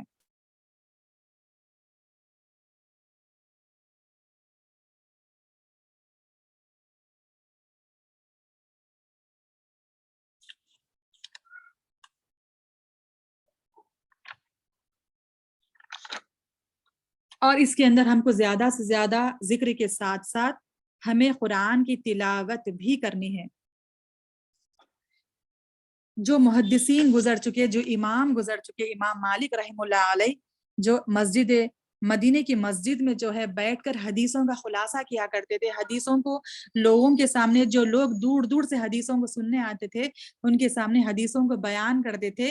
لیکن جب مہینہ رمضان کا آتا تھا تو فوراً وہ حدیثوں کو کیا کرتے تھے، روک دیتے تھے، اور پھر کہتے تھے لوگوں سے کہ اب جو ہے صرف قرآن کا مہینہ ہے، کیونکہ اللہ تعالیٰ کیا فرمایا، شہر رمضان الذی انزل فیہ القرآن، سورہ بقرہ کی آیت ہے یہ، یعنی رمضان وہ مہینہ ہے جس میں قرآن نازل کیا گیا ہے. تو یہ مہینہ جو ہے قرآن کا مہینہ ہے، ہمیں کثرت سے جو ہے قرآن کی تلاوت کرنا ہے. اپنے اوقات میں ایک شیڈیول ہم کو بنانا ہے کہ ہم کیسے، کب، کس وقت ہم قرآن کی تلاوت کریں. جس کو اچھی تجوید ہے وہ یہ کوشش کرے کہ ہم زیادہ سے زیادہ جو ہے قرآن کو یعنی زیادہ سے زیادہ قرآنوں کو مکمل کرے اس رمضان میں. دیکھیے یہ تو حدیث ہمیں ملتی ہے کہ اللہ کے رسول صلی اللہ علیہ وسلم نے کہ جو 3 دن سے زیادہ قرآن کو پڑھے، 3 دن سے کم دنوں میں قرآن کو پڑھے، وہ ایسا ہے کہ اس نے قرآن کو سمجھا ہی نہیں. لیکن یہ بات عام دنوں کے مقابلے میں ہے. لیکن رمضان کا مہینہ جب آتا تھا تو لوگ جو ہے کثرت سے جو قرآن کی تلاوتیں کرتے تھے. ہم کو یہ بھی حدیث مل رہی کہ صحابہ کرام اپنی راتوں میں قیام میں قرآن کو مکمل کرتے تھے، کہ قرآن مکمل کرتے تھے وہ لوگ.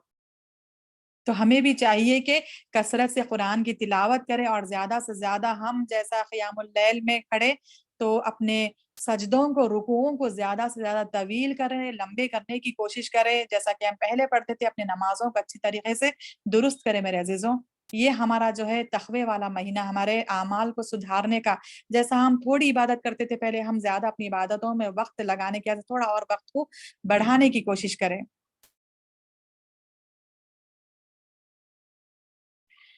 کیونکہ دیکھیے جب ہم اچھی نماز پڑھیں گے نا، بندہ جب نماز کے لیے کھڑے ہوتا، صحیح حدیث کی یہ بات ہے کہ اللہ کے رسول صلی اللہ علیہ وسلم نے فرمایا کہ بندہ جب نماز کے لیے کھڑا ہوتا نا تو بندے کے گناہ جو ہے ٹوکرے، جیسے کہ ٹوکرے بھر بھر کر اس کے گناہوں کو اس کے سر پر اور اس کے کندھوں پر رکھ دیا جاتا، اس کے کندھوں پر، دونوں کندھوں پر اور اس کے سر پر رکھ دیا جاتا. جب جب بندہ جو ہے رکوع کرتا، سجدے کی حالت میں ہوتا، اس کے گناہ اس ٹوکرے سے اس طرح سے گرتے رہتے ہیں، جھڑتے رہتے ہیں، جیسا کہ سوکھے جھاڑ سے اس کے پتے جھڑتے رہتے ہیں. جھاڑ سے سوکھے پتے جھڑتے رہتے ہیں. سبحان اللہ. اس طرح سے گناہوں جو ہمارے جھڑتے رہتے ہیں نماز کی حالت میں. اور ہم یہ بھی کوشش کرنا کہ اپنے جب ہم نماز کی حالت میں ہوتے نا تو زیادہ سے زیادہ ہم اپنی پاکی، منہ کی پاکی صفائی کا اہتمام کریں اور پاکی کا خیال رکھیں منہ کی. کیونکہ ہم ایسے مطلب افطاری میں اور سحری میں جو کھانا کھاتے اس کی جو یعنی جو بو ہوتی، اس سے ہم جو سنت بھی ہے کہ ہم کھانا کھانے کے بعد اپنے جو ہے منہ میں کلی کرے. سنت طریقہ ہے. آپ صلی اللہ علیہ وسلم جب بھی کھانا کھاتے تھے کھانے کے بعد کلی کیا کرتے تھے ہاتھ دھونے کے بعد. تو ہمیں بھی کلی کرنا ہے، یہ سنت ہے، تاکہ ہمارے منہ کی بدبو جو بھی ہے کھائے پیے سو ہمارے غذا کی، رزق کی، وہ بدبو جو ہے وہ چلی جائے. تو اگر ہم کوئی چیز ہماری ایسی کھانے میں آ جائے جیسا کہ کچی پیاز ہے، کچی لہسن ہے، اگر وہ کھانے میں ہمارے آ جائے، اس کی بو کی مہک سے جو ہے فرشتوں کو وہ بو ناگوار ہوتی. اگر ہم اسی حالت میں نماز میں کھڑے جائیں تو وہ فرشتوں کو جو ہے ایک ناگوار محسوس ہوتی، وہ لوگ اس سے کندراہٹ محسوس کرتے. تو اس وجہ سے بھی جو ہے ہم کھاؤ یا نہ کھاؤ کچی پیاز یا کچی لہسن. اسی لیے اللہ کے رسول نے فرمایا کہ جب تم مسجدوں کو آؤ تو کچی لہسن اور کچی پیاز کھا کر نہ آؤ، یعنی نمازوں کے لیے. اگر آؤ تو کلی کر کر آؤ. ایسا مطلب یہ ہمیں جانا ہے تو کلی کر کر اپنے منہ کو صاف کر کے جانا. بلکہ مستحب یہ ہے کہ ہم اپنے نماز جب بھی ہم کریں وضو کے ساتھ یہ ہم عادت ڈالنی ہے ہم اپنے آپ کو کہ مسواک کا ہم جو ہے اہتمام کریں، مسواک کی عادت ڈالیں ہم. کیونکہ مسواک بہت زیادہ سنت ہے، اس کا بہت زیادہ اجر بھی ہے. اس کا اللہ کے رسول صلی اللہ علیہ وسلم کو بہت زیادہ پسند بھی تھا مسواک کرنا. آپ صلی اللہ علیہ وسلم نے کیا فرمایا کہ میری امت پر اگر مجھے مشقت کرنے کا جو ہے، میری امت پر مشقت نہ ہوتی تو میں انہیں حکم دیتا تھا کہ ہر نماز کے لیے، ہر وضو کے لیے، جب نماز کے لیے جو ہے وہ مسواک کا حکم دیتا. اور اللہ کے رسول نے یہ بھی فرمایا کہ مسواک کا مجھے اتنا حکم دیا گیا، جب جبرائیل علیہ السلام آتے، مسواک کا مجھے اتنا حکم دیا گیا کہ مجھے ایک خدشہ یعنی ایک خدشہ پیدا ہو گیا کہ کہیں مسواک کے بارے میں آیت نازل نہ ہو جائے قرآن کی. تو اس وجہ سے جو ہے ہمیں، اگر ہم چاہیں تو ہم مسواک کا بھی جو ہے سنت طریقے سے نیت کر کے ہم مسواک کا بھی اہتمام کریں. کیونکہ مسواک جو ہے منہ کی صفائی ہے اور اللہ تعالیٰ کی رضا ہے اس کے اندر. اور جو ہے جب بندہ نماز کے لیے کھڑے تھا تو ایک فرشتہ، جب بندہ تلاوت کرتا نماز کی حالت میں، ایک فرشتہ اس کو سننے کے لیے، وہ تلاوت کے لیے، صحیح حدیث کی بات ہے. دیکھیے فرشتہ اس تلاوت کو سننے کے لیے اس کے اتنے زیادہ قریب ہوتے رہتا یہاں تک کہ وہ فرشتہ اس بندے کے ہونٹوں پر اپنے ہونٹوں کو رکھ کر کھڑا ہو جاتا، اور جو بھی بندہ تلاوت کرتا ایک ایک آیت اس بندے کے یعنی اس فرشتے کے جو ہے پیٹ میں اترتے رہتی. سبحان اللہ. اس طرح سے وہ فرشتہ بندے کے قریب ہو جاتا. تو اس حدیث سے ہمیں یہ بات پتہ چلتی ہے کہ ہم اپنی منہ کی صفائی کو بھی اچھے سے اچھے جو ہے صاف کر کے، دل کو بھی پاک صاف رکھے، اپنے جسم کی صفائی ستھرائی کے ساتھ بھی ہم نمازوں کا اہتمام کریں. اور ذکر کی جو ہے جو فضیلتیں ہیں، بہت زیادہ ذکر کی فضیلت ہے میرے عزیزو. سبحان اللہ، الحمدللہ، اللہ اکبر 100 مرتبہ کہنے کی اتنی زیادہ فضیلتیں ہیں. اگر میں بتانا بیٹھوں تو یہ وقت بھی ہمارا کم پڑ جائے. لا الہ الا اللہ، استغفر اللہ، لا حول ولا قوت الا باللہ، تمام چھوٹے چھوٹے جو ذکر ہے وہ ہم اپنی زبانوں پر تر رکھے، اپنے ضروریات، اپنے کاموں کے، یعنی گھریلو کام بھی اب جب ہم کر رہے ہیں، پکا رہے ہیں، جھاڑو دے رہے ہیں، برتن دھو رہے ہیں، تب بھی ہم اپنی ذکر اپنی زبان سے جو ہے تر رکھیں. جب ذکر نہیں کریں گے نا ہم، تو شیطان ہمارے اوپر حاوی ہو جاتا، ہمارے دلوں پر حاوی ہو جاتا اور وسوسے ڈالنے کی وہ کوشش کرتے رہتا. اس کا کام ہی یہی ہے کہ بندے کو وسوسوں میں الجھا دے. جب بندہ صرف طاؤس کا ہی، وہ شیطان جو ہے صرف طاؤس پڑھنے سے ہی وہ بھاگ جاتا، اسی کا وہ محتاج ہے، بس خالی وہ طاؤس پڑھنے سے وہ جو ہے شیطان ہمارے سے چلا جاتا، ہمارے وسوسوں کو ہم سے دور ہو جاتے. تو صرف طاؤس اور بسم اللہ پڑھ کر، تسمیہ پڑھ کر ہم ذکر کو اپنے جاری رکھے، ان حالات میں بھی اور باقی کے دنوں میں بھی اپنی زبانوں کو جو ہے ذکر میں رکھے، اپنے دلوں کو صاف رکھیں، اور ہم اپنے دلوں کو جو ہے کسی کی طرف سے برائی میں ملوث یا پھر کسی کی غیبت میں ہم اپنے آپ کو بچا کر رکھیں، اپنے اعمالوں کو درست کریں میرے عزیزوں. اور اس کے بعد میری ایک آخری بات میں بتا کر اپنی بات کو ختم کرتی ہوں کہ صدقات اور زکوٰۃ بھی جو ہے ہم اس کے اندر زیادہ سے زیادہ دینے کی کوشش کریں. اللہ کے رسول صلی اللہ علیہ وسلم جب رمضان کا مہینہ آتا تو ہوا سے بھی زیادہ تیز ہو جایا کرتے تھے صدقات کرنے میں، مال کو خرچ کرنے میں، اپنے ہوا سے بھی زیادہ تیز، اتنا زیادہ وہ اپنے آپ کو ٹھان لیتے تھے خرچ کرنے کے لیے اللہ کی راہ میں. اور زکوٰۃ تو ہمارے لیے فرض ہے. دیکھیے صدقات، اللہ تعالیٰ اپنے قرآن میں صدقات کا بھی لفظ استعمال کیا ہے. جو صدقہ فرض ہے ہمارے اوپر دینا وہ زکوٰۃ میں شامل ہے. جو صدقہ ہمارے لیے نفل ہے دینا، یعنی جو نفل یعنی فرض کے علاوہ جو نفل ہے ہمارے لیے دینا، وہ خیرات میں ہے. تو زکوٰۃ کا جو مال ہے وہ مال ہم کو اپنے رشتہ داروں میں بھی دے سکتے ہم، اور غریبوں میں بھی اور غیروں میں بھی ہم دے سکتے، اور صدقات کو بھی ہم اپنے رشتہ داروں میں پہلے ڈھونڈیں اور دوسرے پھر لوگوں میں. سورہ بقرہ کی آیت نمبر 215 میں بھی یہ بات آئی کہ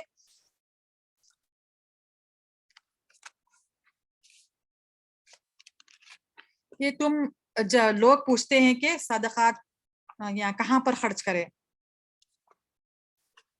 لوگ پوچھتے ہیں کہ کہاں پر خرچ کرے. یسألونک ماذا ينفقون قل ما انفقتم، کہہ دو کہ تم اپنا خرچ کرو، خیر من خیر فللوالدین، اپنے والدین پر خرچ کرو، والاقربین، تمہارے رشتہ داروں پر، والیتامى، یتیموں پر، اور مسکینوں پر، والمساکین، وابن السبیل، اور اللہ کی راہ میں. تو ان لوگوں کا یہاں پر جو ذکر کیا گیا ہے خرچ کرنے پر مال کو اپنے، ان کا بہت زیادہ ہمیں پہلی چیز ہم کو جو کس پہ ہے، اپنے والدین، اس کے بعد اپنے رشتہ داروں پر. دیکھیے زکوٰۃ کا مال اور صدقات کا مال بھی جو ہے ہم اپنے پہلے رشتہ داروں میں ڈھونڈیں. اللہ تعالیٰ یہاں پر بھی کیا فرما رہا کہ والاقربین، تمہارے قریب کے رشتہ دار. اللہ کے رسول صلی اللہ علیہ وسلم نے فرمایا کہ تم جب صدقات کا مال دیتے ہو، صدقہ کرتے ہو، خرچ کرتے ہو، اپنا مال جس پر خرچ کرتے ہو، تو اگر لوگوں پر خرچ کرو گے تو تمہیں 1 ثواب ملے گا، 1 اجر ملے گا. اگر تم اپنے رشتہ داروں پر خرچ کرتے ہو تو تمہیں 2 گنا ثواب اور اجر ملے گا. 2 گنا اس لیے کہ ہم ان کے اوپر ایک تو مال خرچ کر رہے ہیں، اور دوسرا ہمارا صلہ رحمی کا صلے کی وجہ سے، صلہ رحمی کی وجہ سے 2 گنا ہم کو رشتہ داروں پر خرچ کرنے کی وجہ سے ہم کو ثواب اور اجر ملے گا. تو جو لوگ ہمارے، دیکھیے زکوٰۃ کی رقم ایسی ہوتی ہے کہ ہم زیادہ سے زیادہ ہم مال اپنا نکالتے ہیں، 1 روپیہ بھی ہم اللہ کی راہ میں جو ہے دینے کے واسطے ہم پیچھے نہیں ہٹتے. زکوٰۃ کا مال ہم کم کرنے سے ڈرتے ہم کہ ہم پورا کا پورا زکوٰۃ ادا کریں، 1 روپیہ بھی اس کے اندر کم نہ ہو. یہ ہمارے اندر جو ہے ایک فرض جو عبادت ہے، یہ فرض جو اللہ تعالیٰ نے لگا دیا ہے زکوٰۃ کا مال لوگوں پر، یعنی خرچ کرنا زکوٰۃ کا مال. تو اس کے اندر ہم 1 روپیے کی بھی ہم کمی یا تلفی نہیں کر سکتے. تو جتنا بھی مال زکوٰۃ کا نکلتا نا وہ زیادہ سے زیادہ نکلتا. تو اگر ہم یہ قریبی رشتہ داروں میں دیں گے تو ہم یہ نیت کرنا کہ کسی کا قرض ادا ہو جائے اس زکوٰۃ کے مال سے.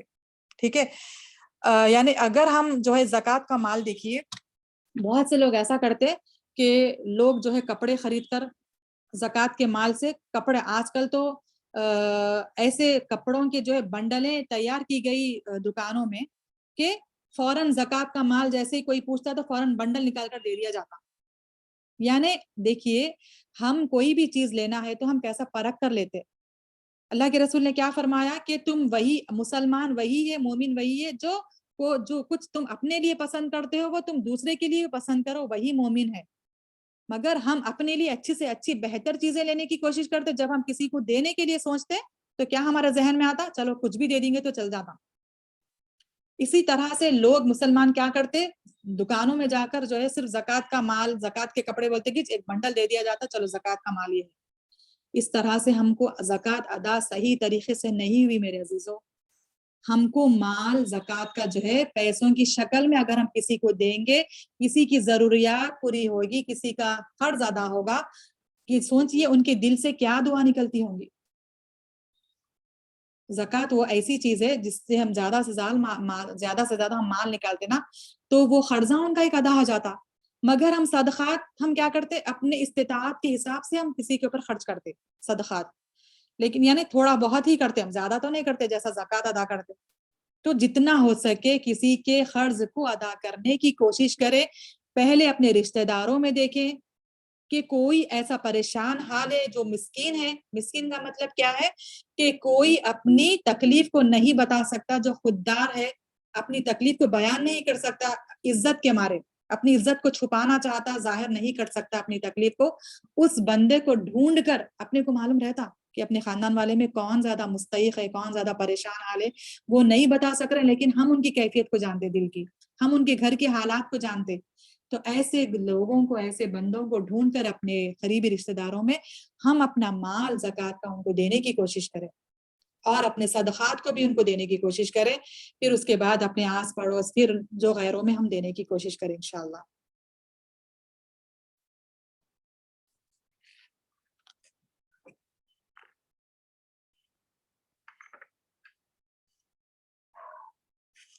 اور دیکھیے ہمیں جو ہے ایک اور شیڈیول بھی ہم کو اپنا تیار کرنا ہے کہ میرا ایسا ہوتا ہے کہ میں بھی ایک طالب علم ہی ہوں، لیکن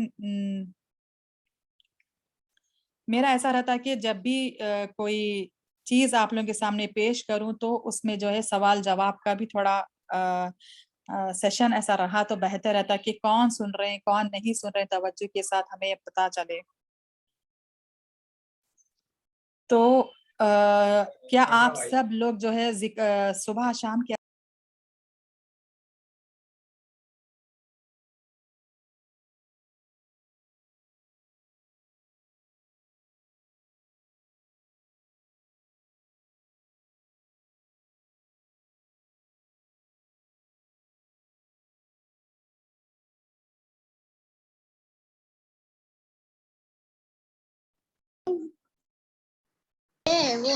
میم مائک میوٹ ہو گیا آپ کا.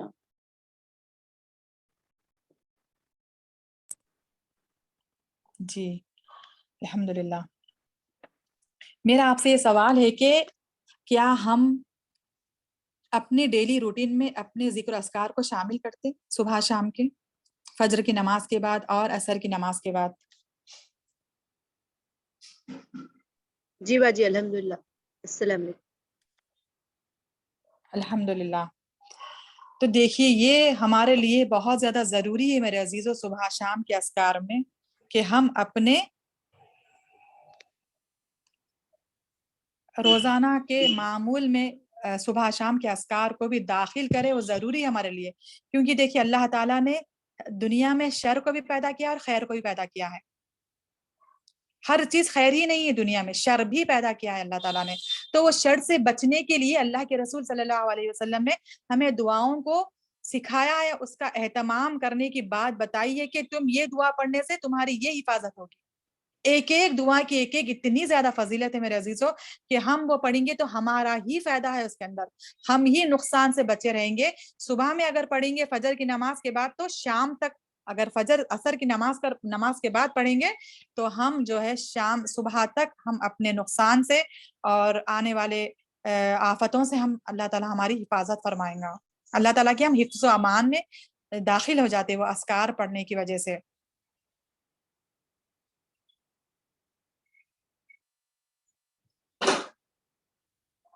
کسی نیک شخص کا یہ کہنا ہے کہ اگر کوئی صبح شام کے اذکار کو پڑھنا بھول گیا تو وہ اس کا معاملہ ایسا ہے کہ اس نے ایک مضبوط خلے کو اپنے جو ہے مضبوط خلا ہے، وہ کیا ہے، وہ صبح شام کے اذکار جو ہے ہمارے لیے ایک مضبوط خلا ہے، جیسا کہ بندہ ایک مضبوط خلے میں جو ہے اپنے آپ کی حفاظت کر سکتا، اس طرح سے صبح شام کے اذکار اس کی حفاظت کرتے ہیں.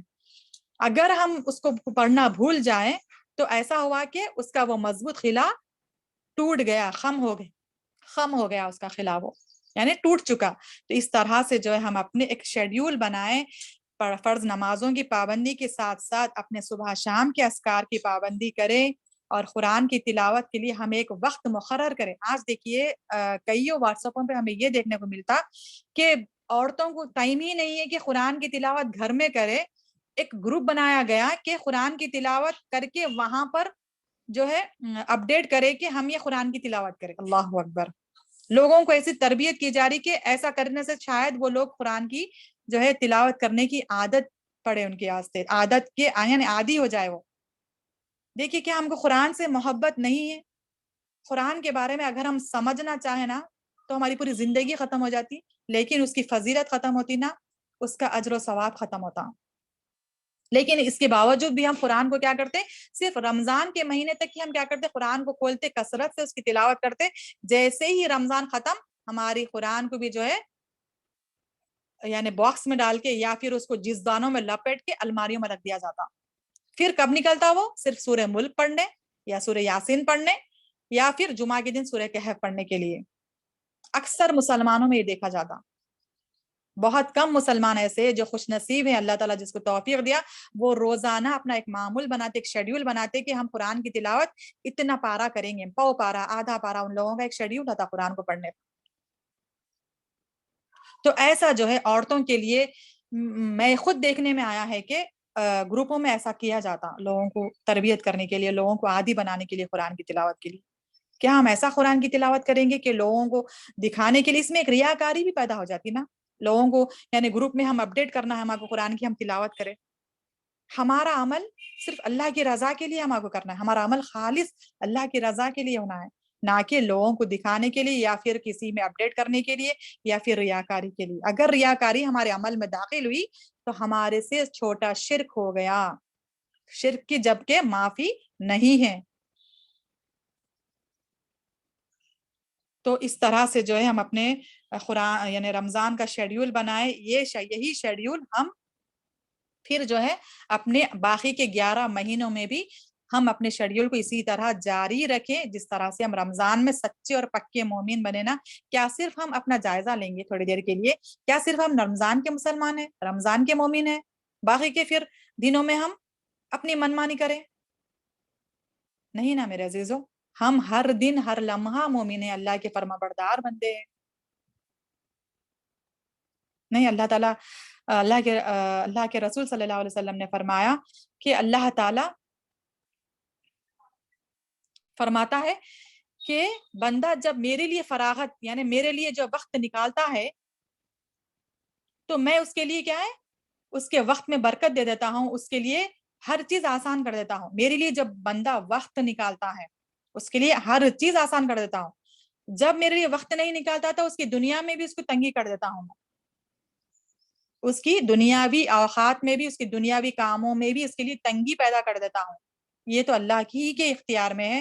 اللہ تعالیٰ ہم کو چاہے تو تنگی دے یا پھر ہمیں سخاوت دے یا پھر ہمارے وقتوں میں برکت دے. یہ اللہ کی رضا ہے، اللہ کی حکمت ہے، یہ اللہ ہی کے یعنی مقدر یعنی اللہ تعالیٰ کے ہی قدرت میں ہے. یہ ہمارے بس کی بات نہیں ہے عزیزو. صرف ہماری نیت کیا ہے، ہمارا کام کیا ہے، صرف نیت کرنا، عمل کی نیت کرنا بس. تمام راستوں کو یعنی کھولنے والا، تمام جو ہے راستوں کو آسان کرنے والا کون ہے؟ اللہ تعالیٰ. پھر اللہ تعالیٰ ایک اور حدیث میں اللہ کے رسول صلی اللہ علیہ وسلم نے کیا فرمایا کہ بندہ جب دنیا کی کاموں میں ملوث ہو جائے گا، دنیا کے پیچھے پڑے گا، دنیا تو اس کو اتنا ہی ملے گی جتنا اس کے مقدر میں، اس کے نصیب میں لکھی ہوئی ہے.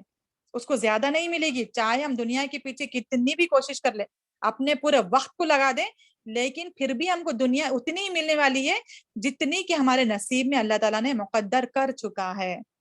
اگر ہم یہی وقت آخرت کے لیے نکالیں گے نا، تو اللہ تعالیٰ کیا فرماتا ہے کہ آخرت کے لیے جب بندہ وقت نکالتا ہے تو دنیا اس کے خدموں میں ڈال دیتا ہے، سبحان اللہ، دنیا کی ہر تمام چیزوں کو اس کے خدموں میں ڈال دیتا ہے، یعنی وہ دنیا کسی سے، یعنی وہ بندہ دنیا کی کوئی بھی چیز سے محتاج نہیں رہتا، سبحان اللہ۔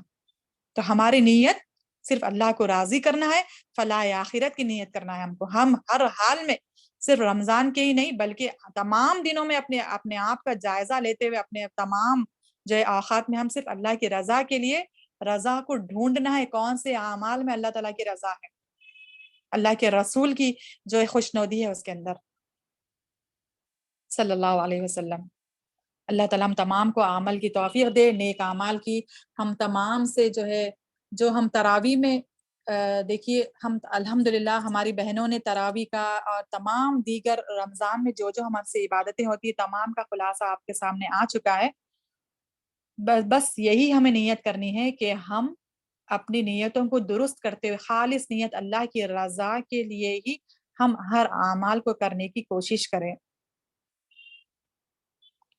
انشاءاللہ اللہ تعالیٰ ہم تمام کے اعمال کو قبول فرمائے، ہمارے تراویحوں کو قبول فرمائے، ہمارے رمضان کے روزوں کو قبول فرمائے، ہمارے صدقات زکوٰۃ کو قبول فرمائے، ہماری تمام عبادتوں کو قبول فرمائے، آمین یا رب العالمین۔ ہمارے تمام مرحومین کی مغفرت فرمائے، ہماری مغفرت فرمائے۔ اللہ کے رسول صلی اللہ علیہ وسلم نے کیا فرمایا کہ جب ممبر پر چڑھ رہے تھے آپ صلی اللہ علیہ وسلم، 3 سیڑھی پر جب چڑھ رہے تھے تو کیا فرمائے؟ آمین آمین آمین۔ تو صحابہ کرام نے فرمایا کہ اللہ کے رسول کہ آپ جب ممبر پر چڑھ رہے تھے تو 3 مرتبہ آپ نے آمین فرمایا، کیا وجہ؟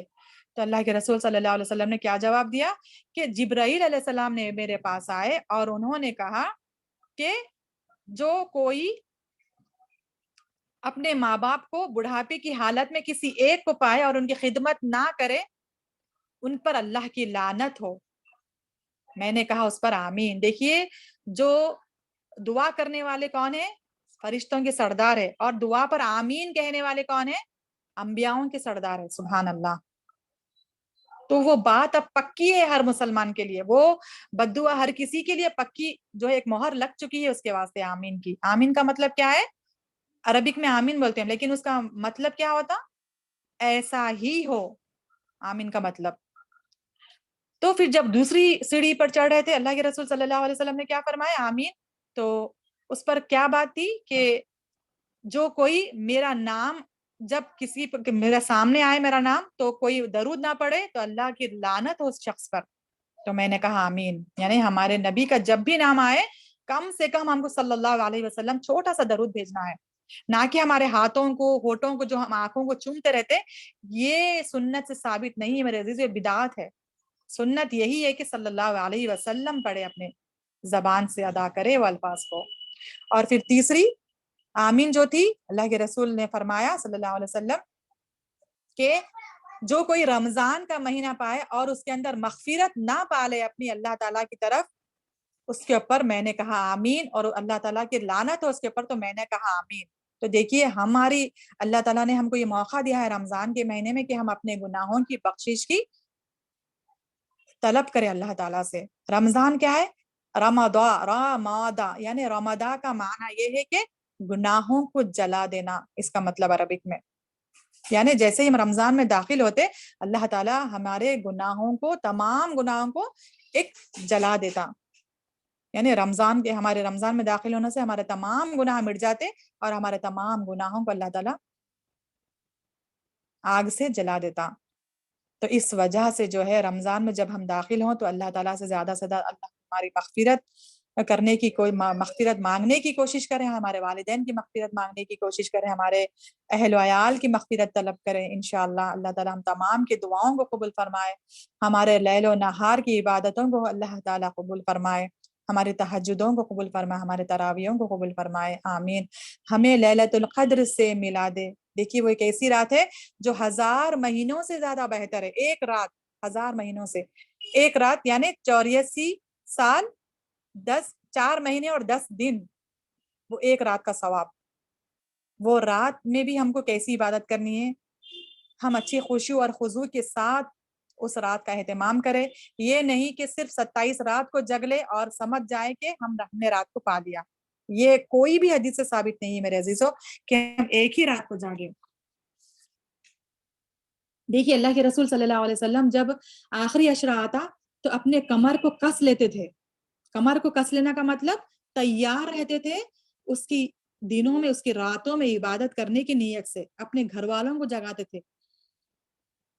ہم چاہیں تو اپنی استطاعت طاقت کے مطابق ہم 10 راتوں کو بھی جاگنے کی کوشش کریں. یار دیکھیے ہم اپنے فنکشنوں میں, اپنے گھریلو زندگیوں میں کتنے ایسے راتوں کو ہم برباد کر دیے. کیا اس کا راتوں کا فائدہ اجر کچھ ملا ہم کو اللہ کی نظر میں؟ آخرت میں اس کا کچھ فائدہ ہے؟ نہیں ہے. اللہ کی عبادت میں اگر ہم کوئی رات گزاریں گے تو اس کا کتنا فائدہ ہے, سبحان اللہ. تو 10 راتیں ہمارے لیے کم ہے وہ, اگر ہم سوچے بیٹھے. ہم چاہے تو پوری راتوں میں رمضان کی ہر رات بھی ہم عبادت کا جو ہے ایک معمول بنا سکتے ہیں. اگر ہم خواہش پیدا کریں, اگر ایسی ہم جو ہے ایک نیت کر لے تو اللہ تعالیٰ ہمارے تمام یعنی مشکلات کو بھی آسان کرنے والا ہے.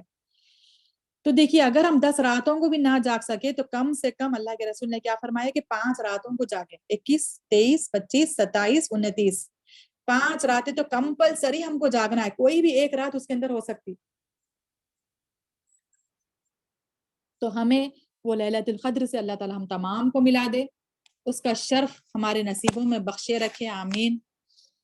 اللہ تعالیٰ ہم جو بھی یہاں پر سیکھے ہیں, سنے ہیں, سنائیں, اس پر مجھے اور آپ کا عمل کی توفیق دے. اے اللہ جتنے نے بھی دعاؤں کی گزارش ہے کہ اللہ تعالیٰ ان تمام کے دعاؤں کو قبولیت کا شرف عطا فرمائے, ان تمام کے ضروریات کو پورا فرمائے, ان کے رزق میں برکتیں رزق میں برکتیں اور ان کے رزق میں مالا مال عطا فرمائے, آمین. اللہ تعالیٰ ہم تمام کے دعاؤں کو قبول فرمائے, ہماری عبادتوں کو قبول فرمائے, اور ہماری نسلوں سے بھی ہمارے جو ہے اللہ تعالیٰ تیرا دین کا کام لے لے. جس طرح ہماری ٹوٹی پھوٹی عبادتیں اے اللہ ہم نے کیے ہیں, اس ان عبادتوں کو بھی اے اللہ تو قبول فرما. ہماری ٹوٹی پھوٹی باتوں کو بھی جو ہم یہاں پر سننے کے لیے, بولنے کے لیے بیٹھے ہیں مولا, اس کو بھی تو قبول فرما. اگر ہم سے اس میں کچھ زیادتی ہوئی اے اللہ تو اسے معاف فرما, آمین. اور ہم سے بھی دین کا کام لے لے, ہمارے اولاد کے نسلوں سے بھی دین کا کام لے لے, ہماری اولادوں کو نیک صالح بنا. دیکھیے میرے عزیزوں, ہمیں تو الحمدللہ معلوم ہے کہ کون سی چیز میں ہمارے لیے خیر ہے, کون سی چیز میں ہمارے لیے شر ہے.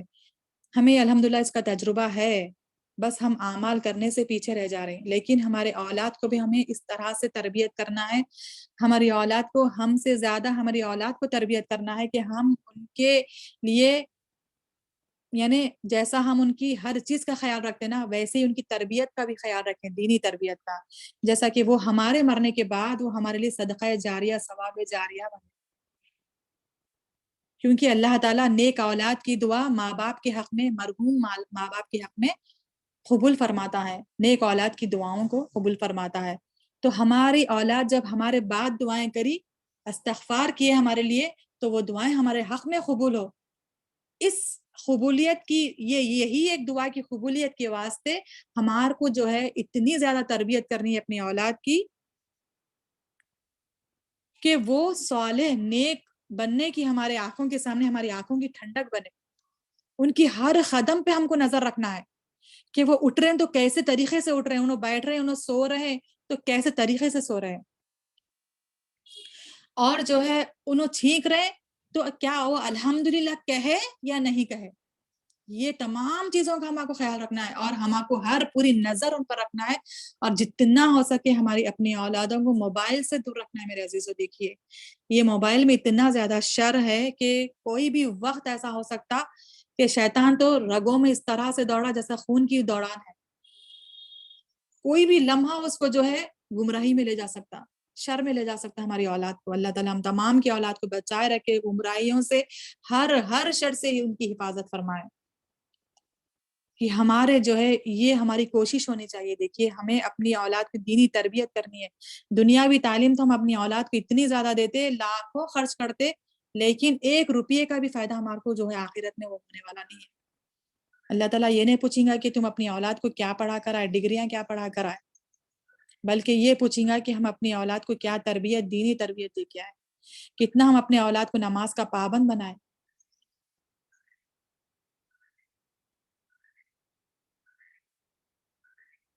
اور نبیوں نے بھی یہ دعا کی تھی کہ اے اللہ ہماری آنکھوں یعنی ہماری اولاد کو ہماری آنکھوں کی ٹھنڈک بنا۔ تو ہماری اولاد ہماری آنکھوں کی ٹھنڈک کب بنے گی؟ جب ہم ان کی تربیت کریں اپنی زندگی میں رہتے پر۔ ہم کو نہیں معلوم ہمارے جانے کے بعد پھر وہ صحیح رہیں گے یا غلط راستے پر چلیں گے، تو ہمیں ابھی سے اپنی زندگی میں ہی ان کی ٹریننگ کرنا ہے کہ وہ کیسے زندگی گزارے۔ دینی ماحول بھی دینا ہے ہم کو، دنیا کے بھی لحاظ سے ہم کو دنیا کی بھی پڑھائی ایک مختصر انداز میں ہم کو دینا ہے، نہیں بلکہ نہیں، لیکن اس کے ساتھ ساتھ دینی تربیت بھی ہم کو ان کی کرنی ہے۔ اللہ تعالی ہماری تمام نسلوں کی حفاظت فرمائے ہر برائیوں سے، ہر شروں سے، آمین یا رب العالمین۔ وآخر دعوانا الحمد للہ رب العالمین، جزاکم اللہ خیرا کثیرا، سبحان ربک رب العزت عما یصفون وسلام علی المرسلین والحمد للہ رب العالمین۔ السلام علیکم ورحمۃ اللہ وبرکاتہ۔